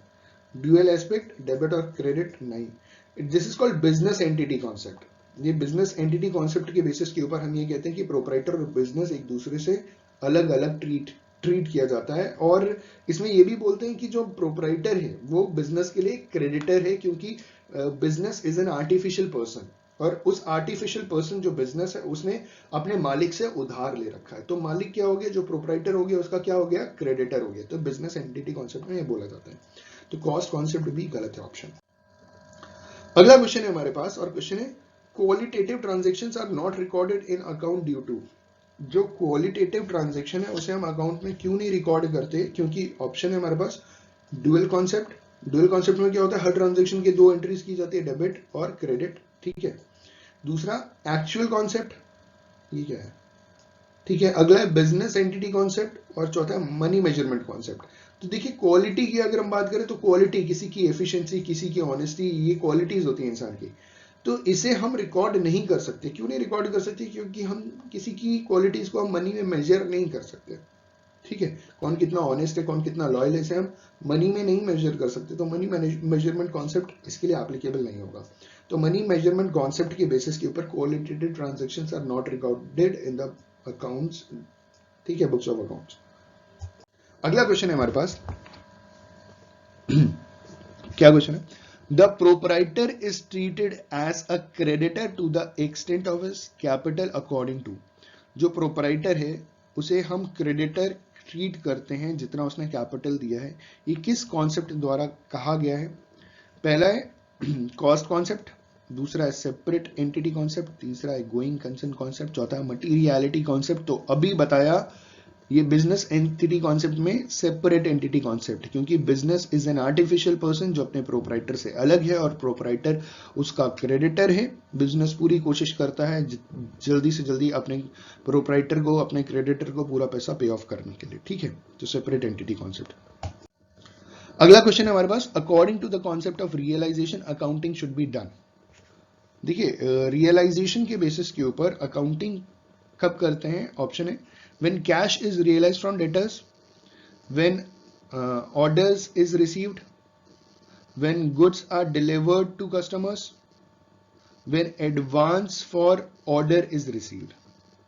तो इस क्वेश्चन का सही आंसर क्या होगा? इस क्वेश्चन का सही आंसर है when goods are delivered to customers। ठीक है, क्योंकि when cash is realized from debtors नहीं हुआ, तो अगर कैश रियलाइज नहीं हुआ, बैड डेट्स हो गया, तो आप नुकसान कैसे दिखाओगे? When order is received, order received होती है, आप अकाउंटिंग कर दोगे? नहीं। लेकिन जब आप गुड्स को डिलीवर कर दोगे कस्टमर को, तब आप रिकॉर्ड कर सकते हो, क्योंकि अगर कैश होगा मिल जाएगा, अगर वो क्रेडिट पे खरीदा होगा आज नहीं तो कल तो मिलेगा, और अगर नहीं मिलता तो आप अपने उतने गुड्स का लॉस तो आप दिखा सकते हो। When advance for order is received, नहीं, एडवांस तो लायबिलिटी हो गई आपकी। अगला क्वेश्चन है हमारे पास, depreciation is charge on fixed assets due to which concept? तो डेप्रिसिएशन जो चार्ज किया जाता है वो किस किस कॉन्सेप्ट द्वारा चार्ज किया जाता है? ऑप्शन है convention of disclosure, convention of materiality, convention of conservatism, going concern concept. सही जवाब है गोइंग कंसर्न कॉन्सेप्ट। डेप्रिसिएशन हम गोइंग कंसर्न कॉन्सेप्ट द्वारा हम चार्ज करते हैं, ठीक है, क्योंकि हम ये मानते हैं कि बिजनेस कीप गोइंग है, नेवर एंडिंग कॉन्सेप्ट है, बिजनेस कभी बंद नहीं होगा, उसके मालिक आएंगे जाएंगे, चले खत्म हो जाएंगे जो भी है, तो नए मालिक बन जाएंगे। उसी बेसिस पे जो डेप्रिसिएशन होता है ना, जो भी फिक्स्ड एसेट्स हैं, वो गोइंग कंसर्न कॉन्सेप्ट के बेसिस के ऊपर हम चार्ज करते हैं, ठीक है। अगला क्वेश्चन है हमारा कि fixed assets are assets which are. Option है लॉन्ग, फिक्स्ड एसेट्स किन एसेट्स को कहा जाता है, ठीक है। Long term assets where benefit in the operations of the firm is likely to extend beyond one accounting period, ठीक है। लॉन्ग टर्म एसेट्स हैं जहां जो बेनिफिट है ऑपरेशन का वो 1 साल से ज्यादा आपको मिलेगा लॉन्ग टर्म एसेट्स में, फिक्स्ड एसेट्स में, ठीक है। दूसरा assets which a business firms get in the beginning of the year, जरूरी थोड़ी है बाद में भी तो आप लॉन्ग टर्म एसेट्स खरीद सकते हैं, अक्वायर कर सकते हैं, क्यों बाद में मशीनरीज नहीं खरीद सकते? तो दूसरा ऑप्शन बिल्कुल गलत है। Assets which are finance by bank loan, क्यों अपने जेब से नहीं खरीद सकते हैं, जरूरी थोड़ी सारे एसेट्स हम बैंक लोन से लें। Immovable assets like land building etcetera, machineries तो बिल्ड मूव हो सकती हैं, ठीक है। हमारे पास बहुत सारे ऐसे फिक्स्ड एसेट्स होते हैं, लॉन्ग टर्म एसेट्स होते हैं जो मूव कर सकते हैं, जैसे ट्रक हो गया, ठीक है। तो ये हमारा जो फिक्स्ड एसेट्स का आंसर है वो पहला वाला आंसर है कि long term assets where benefits in the operation of the firm is likely to extend beyond one accounting period, ठीक है। अगला क्वेश्चन है हमारे पास, if the principle of conservatism is stretched without reservation its likely effect may be. अगर हम principle of conservatism को stretch करें बिना किसी रिजर्वेशन के तो उसका इफेक्ट क्या पड़ेगा? तो ऑप्शन है हमारा क्रिएशन ऑफ सीक्रेट रिजर्व, अच्छा ये हो सकता है। Violation of doctrine of full disclosure, जब आप सीक्रेट बना रहे हो तो फुल डिस्क्लोजर तो वायलेट हो गई, जो कॉन्सेप्ट है ना full disclosure, doctrine of full disclosure, आपको सब कुछ डिस्क्लोज करना है, तो जब आपने सीक्रेट रिजर्व बना दिया तो ये तो वायलेट भी हो गया। Reported profit less and the actual profit, reported profit less than the actual profit, ये भी पॉसिबल है। जब आप सीक्रेट रिजर्व बना रहे हो तो जितना प्रॉफिट हो रहा है उसमें से कुछ आपने हटा दिया तो सीक्रेट में कुछ चला गया तो आप कम ही प्रॉफिट दिखाओगे, तो ऑप्शन इसका क्या होगा? ऑल ऑफ दीज, ठीक है। देखिए कई बार क्या होता है क्वेश्चंस एग्जैक्टली क्लियर नहीं होते, लेकिन चीजें आप समझ सकते हो कि चीजें मैच कर रही हैं, तीनों रिलेटेड है, तो ऑल ऑफ दीज को आप टिक करके चले आइए, ठीक है। Which book is written by Lucas Pacioli, किस किताब को लूकास पैसियोली ने लिखा था इन 4 ऑप्शंस में से? तो पहला ऑप्शन है इकोनॉमिक्स, क्या लूकास पैसियोली ने इकोनॉमिक्स की किताब लिखी थी? मेथड्स ऑफ अकाउंटिंग, तीसरा ऑप्शन हमारा डी क्यूमेट्री, और चौथा नन ऑफ दीज। तो इसका सही आंसर है डी क्यूमेट्री। लूकास पैसियोली ने जो बुक लिखी थी वो थी डी क्यूमेट्री। अगला क्वेश्चन है हमारा, who propounded book keeping? Option बीजी बिक्री, दूसरा ऑप्शन है लूकास पैसियोली, तीसरा है ओल्ड केसाल, और चौथा है मिन्हार। तो इस क्वेश्चन का सही आंसर है लूकास पैसियोली। लूकास पैसियोली ने क्या किया था, उन्होंने बुक कीपिंग के ऊपर एक किताब लिखी थी, ठीक है। अगला क्वेश्चन है हमारे पास, objectives of book keeping is, book keeping के ऑब्जेक्टिव्स क्या होते हैं? पहला ऑप्शन है कंप्लीट रिकॉर्ड ऑफ ट्रांजैक्शंस, दूसरा ऑप्शन है हमारे पास ascertainment of financial effect on the business, तीसरा ऑप्शन है हमारे पास analysis and interpretation of various facts, और चौथा ऑप्शन है ए एंड बी। तो क्वेश्चन था हमारा कि बुक कीपिंग के ऑब्जेक्टिव्स क्या है? पहला ऑप्शन था हमारा कंप्लीट रिकॉर्डिंग ऑफ ट्रांजैक्शन, क्या बुक कीपिंग का जो ऑब्जेक्टिव है वो पूरे के पूरे ट्रांजैक्शंस को रिकॉर्ड करना है। दूसरा ऑप्शन था ascertainment of financial effect on the business, ये पता लगाना कि फाइनेंशियल इफेक्ट क्या पड़ रहा है बिजनेस के ऊपर, एसरटेन करना। तीसरा था analysis and interpretation of various facts, और चौथा था ए और बी। देखिए पहला बिल्कुल सही है, दूसरा ऑप्शन बिल्कुल सही है, लेकिन एनालिसिस एंड इंटरप्रिटेशन का काम बुक कीपिंग का नहीं होता। बुक कीपिंग अकाउंटिंग के पहली किताब शुरू होती है, ठीक है। पहली जो किताब होती है वो बुक कीपिंग होती है, उसके बाद अकाउंटिंग की अलग अलग बुक शुरू होती है। तो इसका जो सही जवाब होगा वो बोथ ए एंड बी होगा। बुक कीपिंग का काम सारे के सारे ट्रांजेक्शन्स को रिकॉर्ड करना है, ये तो आप बहुत अच्छी तरीके से जानते हैं, और साथ ही साथ एसरटेन करना बिजनेस के फाइनेंशियल इफेक्ट को पता लगाने की, मतलब वो पता लगाने में बहुत हेल्प करता है, क्योंकि सारी एंट्रीज आपने उसी में लिख करके रखी है ना, तो इससे आप आइडिया लगा सकते हैं। तो इसका जो सही जवाब होगा वो बोथ ए एंड बी होगा। अगला क्वेश्चन है, window dressing of account means. Window dressing जो है अकाउंट्स में, उसका मतलब क्या होता है? तो ऑप्शन है presenting accounts in beautiful manner. ऐसा तो आपने कभी सुना नहीं होगा कि अकाउंट्स को ब्यूटीफुल मैनर में प्रेजेंट किया जाता है। चलिए ठीक है, आगे अगला ऑप्शन देखते हैं। दूसरा कह रहे हैं showing more losses by two avoid income tax. तो सब लोग इसीलिए विंडो ड्रेसिंग करते हैं कि वो सारे के सारे अपना लॉस ही मतलब छुपा लें।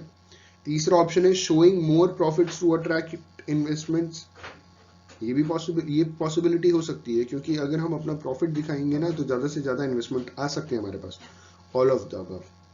तो इस सवाल का सही जवाब क्या है? Showing more profit to attract investments. अगर मैं अपने बिजनेस में बार बार अपने लॉसेस दिखाऊंगा तो कोई अट्रैक्ट नहीं होगा। वो लोग सब ये समझेंगे, जो पोटेंशियल इन्वेस्टर होगा वो ये समझेगा कि यार इनके बिजनेस में तो बहुत लॉस होता है, मैं पैसे इन्वेस्ट करूंगा तो मेरे पैसे डूब जाएंगे, ठीक है।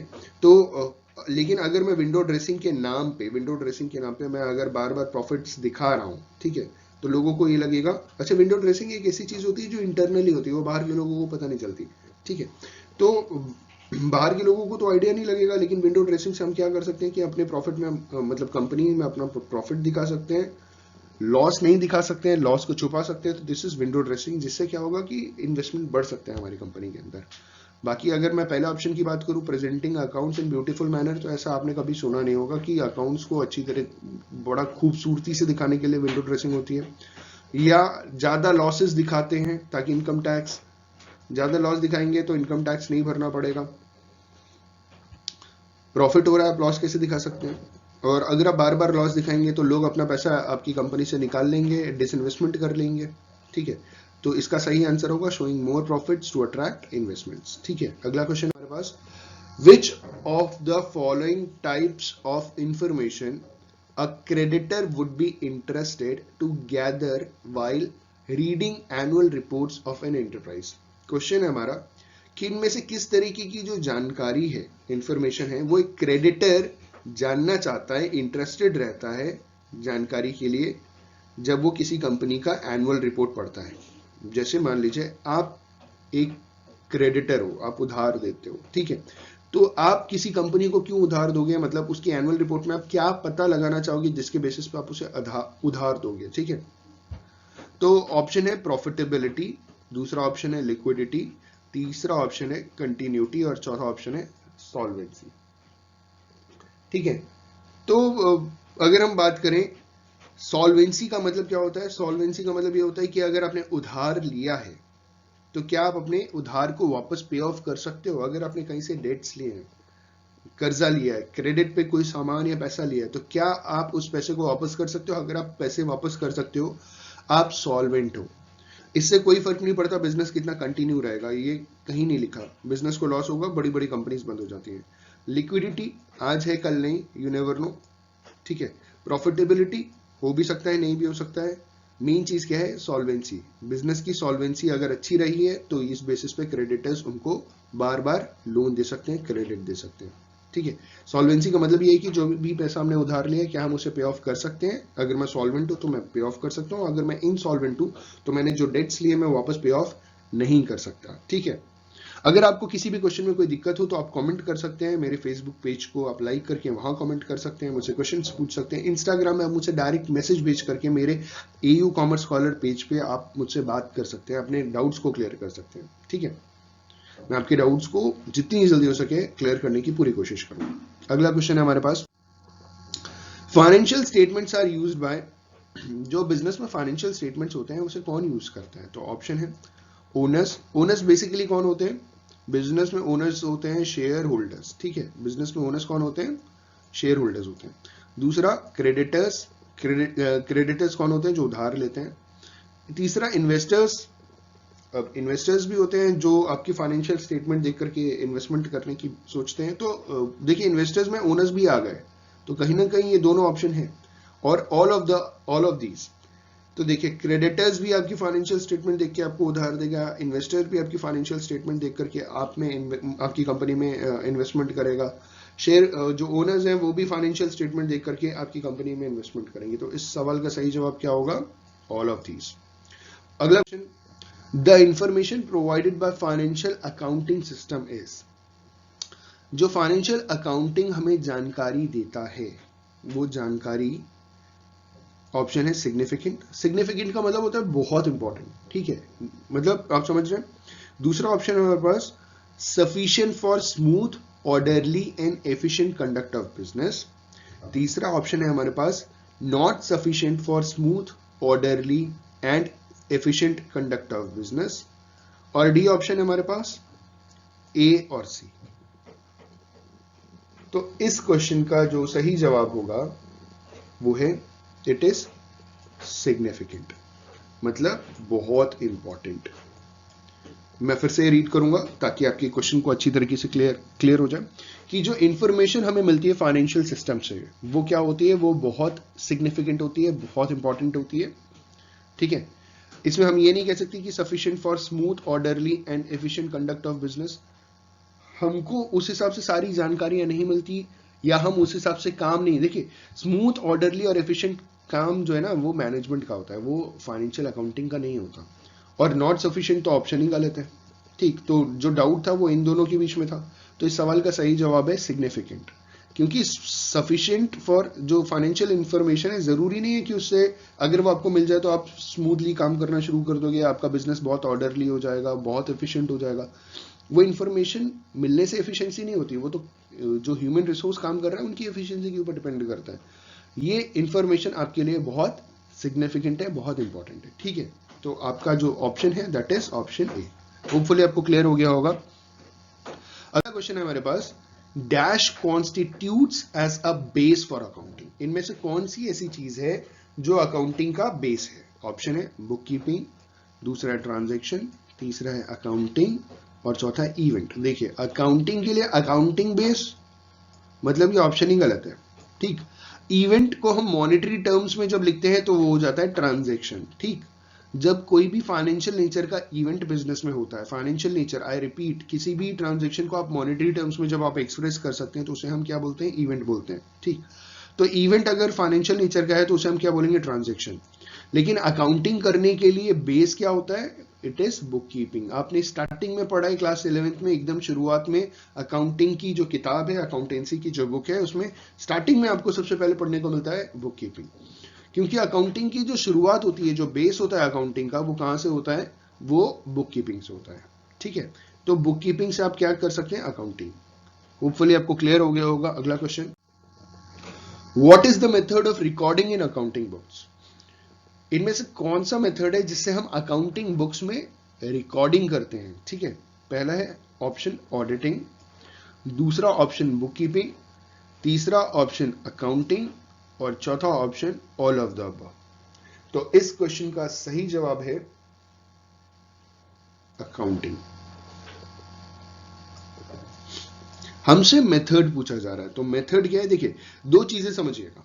पहली चीज, अकाउंटेंसी और अकाउंटिंग में क्या डिफरेंस होता है। देखिए अकाउंटेंसी हमको अकाउंटिंग करना सिखाता है, अकाउंटेंसी इज अ सब्जेक्ट, ठीक है। जो हमें क्या सिखा रहा है? वो हमें अकाउंटिंग करना सिखा रहा है, मतलब अकाउंटिंग में मेथड्स हम सीख रहे हैं। अकाउंटिंग में क्या सीख रहे हैं?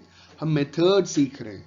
Accountancy is a book, accountancy is a subject. Accountancy में, अब अकाउंटेंसी लिखा होता तो मेरे हिसाब से वो सही आंसर होता, क्योंकि वो हमें अकाउंटिंग करना सिखा रहा है। लेकिन यहां पे सवाल पूछा गया था, what is the method of recording in books of accounts या अकाउंटिंग अकाउंट्स बुक। तो यहाँ ऑप्शन है दैट इज अकाउंटिंग, ठीक है।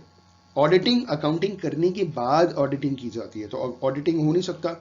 बुक कीपिंग बेस होता है हमारी अकाउंटिंग का, ठीक है। ऑल ऑफ द अबव, जब दो ऑप्शन गलत हो गए तो ये भी गलत हो गया, तो सही जवाब क्या होगा हमारा? अकाउंटिंग, ठीक है। अगला question, in which system of book keeping the dual aspect of every transaction is recorded in the appropriate ledger accounts.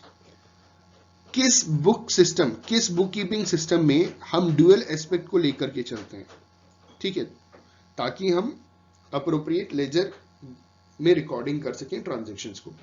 Option है हमारा सिंगल एंट्री सिस्टम, दूसरा डबल एंट्री सिस्टम, तीसरा ऑप्शन ए और बी दोनों, चौथा ऑप्शन नन ऑफ दीज। तो इस question का सही आंसर आपने बहुत अच्छी तरीके से आपको जानकारी होगी, it is double entry system, ठीक है। सिंगल एंट्री नहीं हो सकता, तो सिंगल एंट्री नहीं होगा तो नन ऑफ दीज भी नहीं होगा, और बोथ ए एंड बी भी नहीं होगा, और डबल एंट्री सिस्टम तो आप जानते ही हैं, आपने जानकारी होगी। अगला question, What sort of transaction is recorded in accounting? किस तरीके के ट्रांजेक्शन्स को अकाउंटिंग में रिकॉर्ड किया जाता है? ऑप्शन क्वांटिटी वाले, subjective, money measurement, none of these. किस तरीके की ट्रांजेक्शन्स को हम अकाउंटिंग में रिकॉर्ड करते हैं? तो क्वांटिटी हम अकाउंटिंग में नहीं लिखते, सब्जेक्टिव नहीं होता, मतलब डिस्क्रिप्टिव थोड़ी होता अकाउंटिंग हमारा। तो जब दो नहीं हो गए तो नन ऑफ दीज भी नहीं है। सही आंसर है हमारा मनी मेजरमेंट। हम जब भी किसी बिजनेस के इवेंट को मनी में मेजर करते हैं, मतलब कोई भी इवेंट हो रहा है बिजनेस के अंदर, कोई भी एक्टिविटी हो रही है बिजनेस के अंदर, अगर वो एक इवेंट है और उसे हम मॉनेटरी टर्म्स में मेजर कर सकते हैं तो एक ट्रांजेक्शन हो जाएगा। और आपको मालूम है अकाउंटिंग में हम ट्रांजेक्शन्स ही रिकॉर्ड करते हैं, ठीक है। तो इस क्वेश्चन का सही आंसर क्या हुआ? मनी मेजरमेंट, ठीक है। अगला क्वेश्चन आ रहा है, Dash is a transaction involving exchange of money or money's worth. Dash is a transaction. इनमें से कौन सा ट्रांजेक्शन है जो एक्सचेंज ऑफ मनी या मनीज वर्थ करता है? दैट इज ऑप्शन है फाइनेंशियल ट्रांजेक्शन, दूसरा रिसीट, तीसरा पेमेंट, चौथा ऑप्शन है हमारे पास सेटलमेंट। तो इस क्वेश्चन का सही आंसर होगा फाइनेंशियल ट्रांजेक्शंस। तो financial transaction is a transaction involving exchange of money और मनीज वर्थ, ठीक है। देखिए रिसीट में एक ही तरफ वन साइडेड हो रहा है, पेमेंट भी वन साइडेड हो रहा है। फाइनेंशियल ट्रांजेक्शन मनी एक्सचेंज हो सकता है, मनीज वर्थ भी एक्सचेंज हो सकता है, ठीक है, बदले में पैसा मिलेगा, ठीक। अगला सेटलमेंट नहीं। तो इस क्वेश्चन का सही आंसर होगा फाइनेंशियल ट्रांजेक्शन। अगर आपको क्वेश्चन में डाउट हो तो मैं क्वेश्चन का एक्सप्लेनेशन आपको कमेंट में कर सकता हूं, आप क्वेश्चन आप बता दीजिएगा, मैं एक्सप्लेन कर दूंगा, ठीक है। अगला question, as on 31st March 2020 total salary paid is 1,50,000 is a और एन। 31st March 2020 के हिसाब से जो टोटल सैलरी पे की गई है वो 1.5 लाख रुपए है, ठीक है। ये क्या है? ये एक इवेंट है या ये एक ट्रांजेक्शन है, या ये ट्रांजेक्शन और इवेंट दोनों है, या नन ऑफ दीज है? तो इस क्वेश्चन का सही आंसर है ये एक इवेंट है, ठीक है। बिजनेस में ये एक इवेंट है, ये कुछ हुआ है जिसे हम रिकॉर्ड करेंगे, ठीक है। आप समझ रहे, ये बिजनेस का एक इवेंट हुआ जहां पे टोटल सैलरी होती है 1,50,000 जिसे हमने पे किया एज एन इवेंट, ठीक है। अगला क्वेश्चन है हमारे पास, book keeping is a recording phase while accounting is concerned with the summarizing phase of an accounting system. Book keeping recording phase है, बिल्कुल सही है। बुक कीपिंग में हम सिर्फ रिकॉर्ड करते हैं, ठीक है। बुक कीपिंग का काम हमारा क्या होता है? सिर्फ रिकॉर्डिंग होता है। जो चीज हो, पैसा लिया रिकॉर्ड कीजिए, पैसा दिया रिकॉर्ड कीजिए, कोई सामान खरीदा रिकॉर्ड कीजिए, परचेजेस से रिकॉर्ड कीजिए, सेल से रिकॉर्ड कीजिए, सब कुछ अब रिकॉर्ड करते हैं, ठीक है। और इन्होंने बोला while accounting is concern with summarising the phase, बिल्कुल सही आपने सुना है कि हाँ ये समराइजिंग द फेज। तो इसका ऑप्शन पहला ही बिल्कुल सही है क्योंकि हमने क्वेश्चन समझ लिया पहले, ठीक है। तो ये बिल्कुल ट्रू स्टेटमेंट है, इसमें कोई गलती नहीं है। अगला question, which of the following is not a function of accounting? I repeat, which of the following is not a function of accounting? Accounting का फंक्शन नहीं है। तो अगर आपने अकाउंटिंग के फंक्शन पढ़े हैं तो आप आइडिया लगा सकते हैं कि इनमें से कौन सा अकाउंटिंग का फंक्शन नहीं है। पहला ऑप्शन है कीपिंग सिस्टमैटिक रिकॉर्ड, भैया ये अकाउंटिंग करता है, ठीक है। दूसरा protecting properties of business, accounting properties को क्यों प्रोटेक्ट करने लगा? या हाँ हो सकता है, बिल्कुल हो सकता है, क्योंकि अकाउंटिंग में हम क्या कर सकते हैं कि जो भी बिजनेस के ट्रांजेक्शन्स जो भी हमने लिखे हैं वो सारी चीजें नोट डाउन की है, तो वो बिजनेस की प्रॉपर्टी है ना। मतलब समझिए कि अगर मैंने आपको उधार दिया तो उसका रिकॉर्ड कहाँ है मेरे पास, वो पता कैसे चलेगा? तो हमने अकाउंटिंग में लिख लिया, ठीक है, तो अकाउंटिंग में हम बिजनेस की प्रॉपर्टीज को प्रोटेक्ट कर सकते हैं।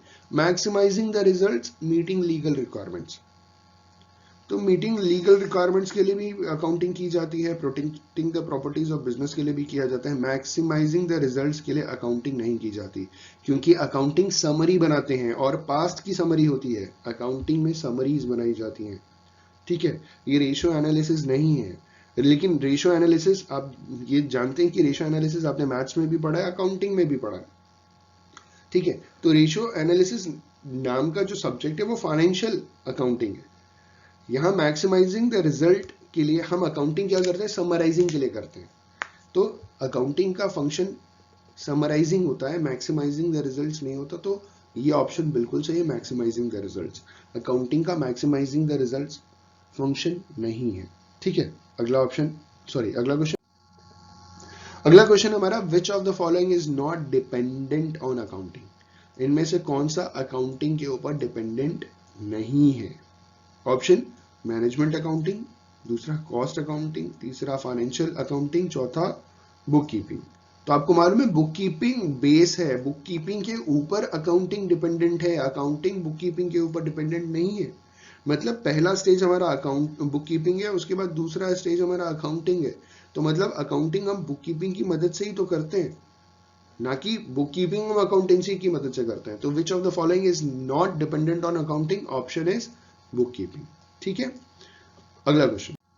अगला क्वेश्चन हमारे पास क्वेश्चन है, book keeping is mainly related to, book keeping mainly किस लिए रिलेट होता है, मतलब बुक कीपिंग।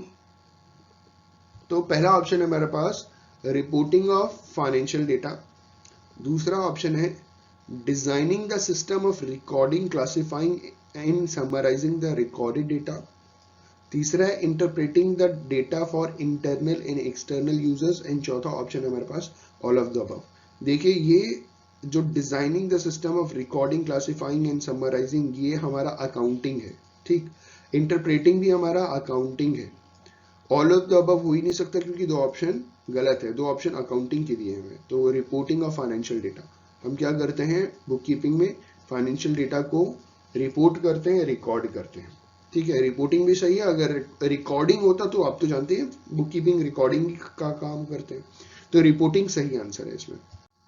अगला क्वेश्चन है हमारे पास, financial accounting informations are characterised by all of the following except, जो फाइनेंशियल अकाउंटिंग है उसकी जो इंफॉर्मेशन है it is characterised by all of the following except, जिसमें सबके सब है लेकिन इनमें से एक ऑप्शन गलत है। जो फाइनेंशियल अकाउंटिंग का जो इंफॉर्मेशन का जो कैरेक्टरिस्टिक्स है वो सारा का सारा सही है, लेकिन इनमें से एक गलत है। वो गलत कौन सा है आपको ढूंढना। तो सबसे पहले जो फाइनेंशियल अकाउंटिंग इंफॉर्मेशन होती है हिस्टोरिकल इन नेचर होती है, पहला ऑप्शन। दूसरा option is factual in nature and therefore does not require judgment in its own preparation, ठीक है, is based on evidence, and चौथा enhanced by notes to accounts।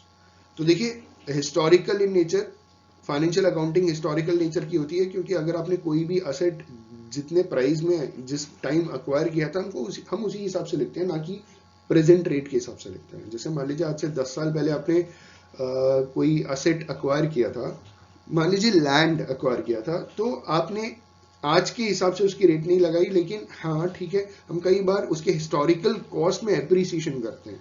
या आपने कोई ट्रक खरीदा, उसमें डेप्रिसिएशन लगता चला गया, उसके प्रेजेंट वैल्यू हो सकती है कि मार्केट में कंपैरेटिवली ज्यादा हो, तो हिस्टोरिकल नेचर होता है।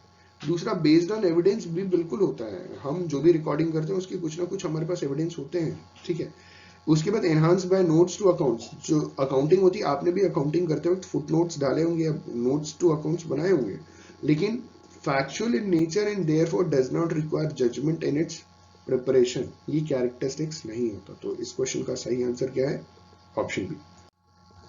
अगला क्वेश्चन है मेरे पास, at the end of financial year after sale of goods worth ₹2 lakh there was a closing stock of 10,000 rupees.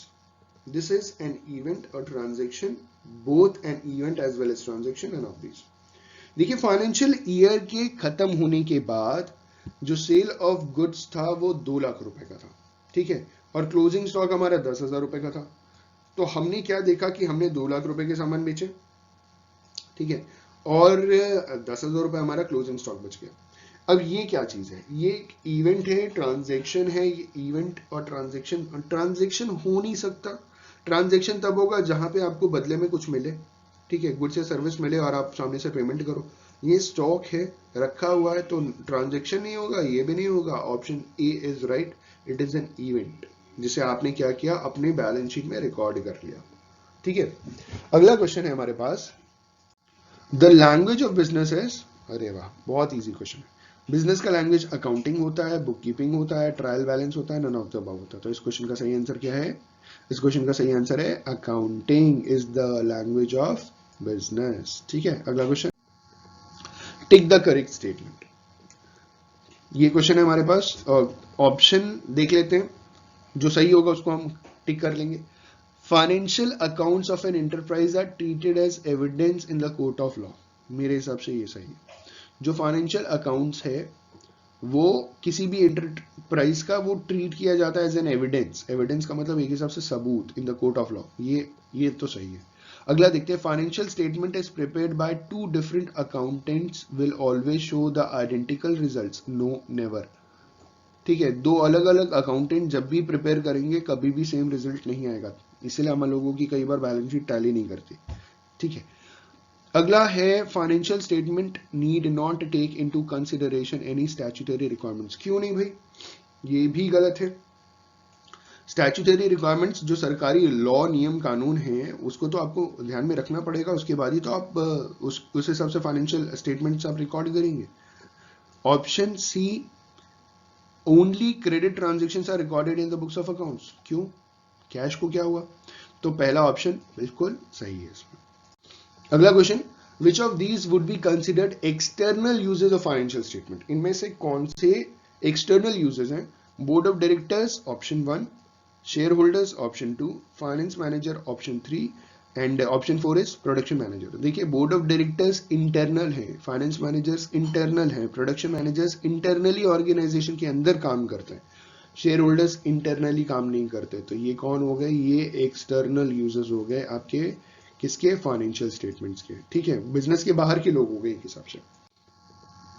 अगला क्वेश्चन है हमारे पास, the process of identifying, measuring and communicating the economic information to permit informed judgements and decisions by the users of the information is known as. ठीक है, जो process है identify करने का, मेजर करने का और कम्युनिकेट करने का, इकोनॉमिक इंफॉर्मेशन, इकोनॉमिक मतलब which is related somehow, which is related to money, information to permit informed judgements, ताकि इन्फॉर्म्ड जजमेंट को परमिट किया जा सके और डिसीजंस लिया जा सके। तो इसे हम क्या बोलते हैं, ऑडिटिंग, मैनेजमेंट, अकाउंटिंग, जर्नलाइजिंग। तो इस क्वेश्चन का सही आंसर है अकाउंटिंग। ठीक है, अकाउंटिंग में ही हम आइडेंटिफाई करते हैं, मेजर करते हैं और कम्युनिकेट करते हैं ना इंफॉर्मेशन। ठीक है, अगला क्वेश्चन हमारे पास है, what are the systems of accounting. Accounting के सिस्टम्स क्या है? Option 1, language and information system, दूसरा है single and double entry system, तीसरा है कॉस्ट एंड मैनेजमेंट सिस्टम, चौथा ऑप्शन है हमारे पास नन ऑफ द अबव। तो इस प्रश्न का सही उत्तर है single and double entry system. ठीक है, हमने आपने डबल एंट्री सिस्टम पढ़ा है ना, आपने डबल एंट्री सिस्टम पढ़ा है, तो सिंगल एंट्री भी होती है, तो single entry as well as double entry system. तो इस क्वेश्चन का सही आंसर है ये। अगला क्वेश्चन जो हमारे पास है, जो इस वीडियो का लास्ट क्वेश्चन है, वो है, which method of accounting is commonly adopted by business concern. Accounting का कौन सा मेथड बिजनेस कंसर्न ने अडॉप्ट करके रखा है? पहला ऑप्शन है हमारे पास कैश मेथड ऑफ अकाउंटिंग, दूसरा है मर्केंटाइल मेथड ऑफ अकाउंटिंग, तीसरा है स्पेशल मेथड्स ऑफ अकाउंटिंग, चौथा है सिस्टमैटिक मेथड्स ऑफ अकाउंटिंग। तो इस क्वेश्चन का सही आंसर है मर्केंटाइल मेथड ऑफ अकाउंटिंग। ठीक है, जो बिजनेसमैन होते हैं वो अपना जो भी मेथड उन्होंने अडॉप्ट करके रखा है वो, क्योंकि हम अकाउंटिंग में सिर्फ कैश बेसिस पे तो ट्रांजेक्शन करते नहीं। ठीक है, स्पेशल मेथड्स तो सबके अलग अलग स्पेशल मेथड्स होंगे, ऐसा कोई स्पेशल नहीं होता, ये सबके लिए कॉमन होता है, जनरल होता है। तीसरा सिस्टमैटिक मेथड्स ऑफ रिकॉर्डिंग, हाँ बिल्कुल मैं मानता हूँ सिस्टमैटिक होता है, लेकिन मर्केंटाइल और सिस्टमैटिक में हम मर्केंटाइल चूज करेंगे क्योंकि ये बिजनेस के बेसिस के ऊपर है। Mercantile is somehow related to business. ठीक है, सिस्टमैटिक में तो बहुत सारे सिस्टम्स हो सकते हैं, मर्केंटाइल मेथड में सिस्टमैटिक मेथड्स को हम अडॉप्ट करते हैं। तो हमारा जो मेन आंसर होगा दैट इज मर्केंटाइल मेथड। ठीक है, होपफुली आपको वीडियो पसंद आया। अगर वीडियो पसंद आए तो लाइक शेयर कमेंट करना ना भूलें। Thank you so much, have a good day.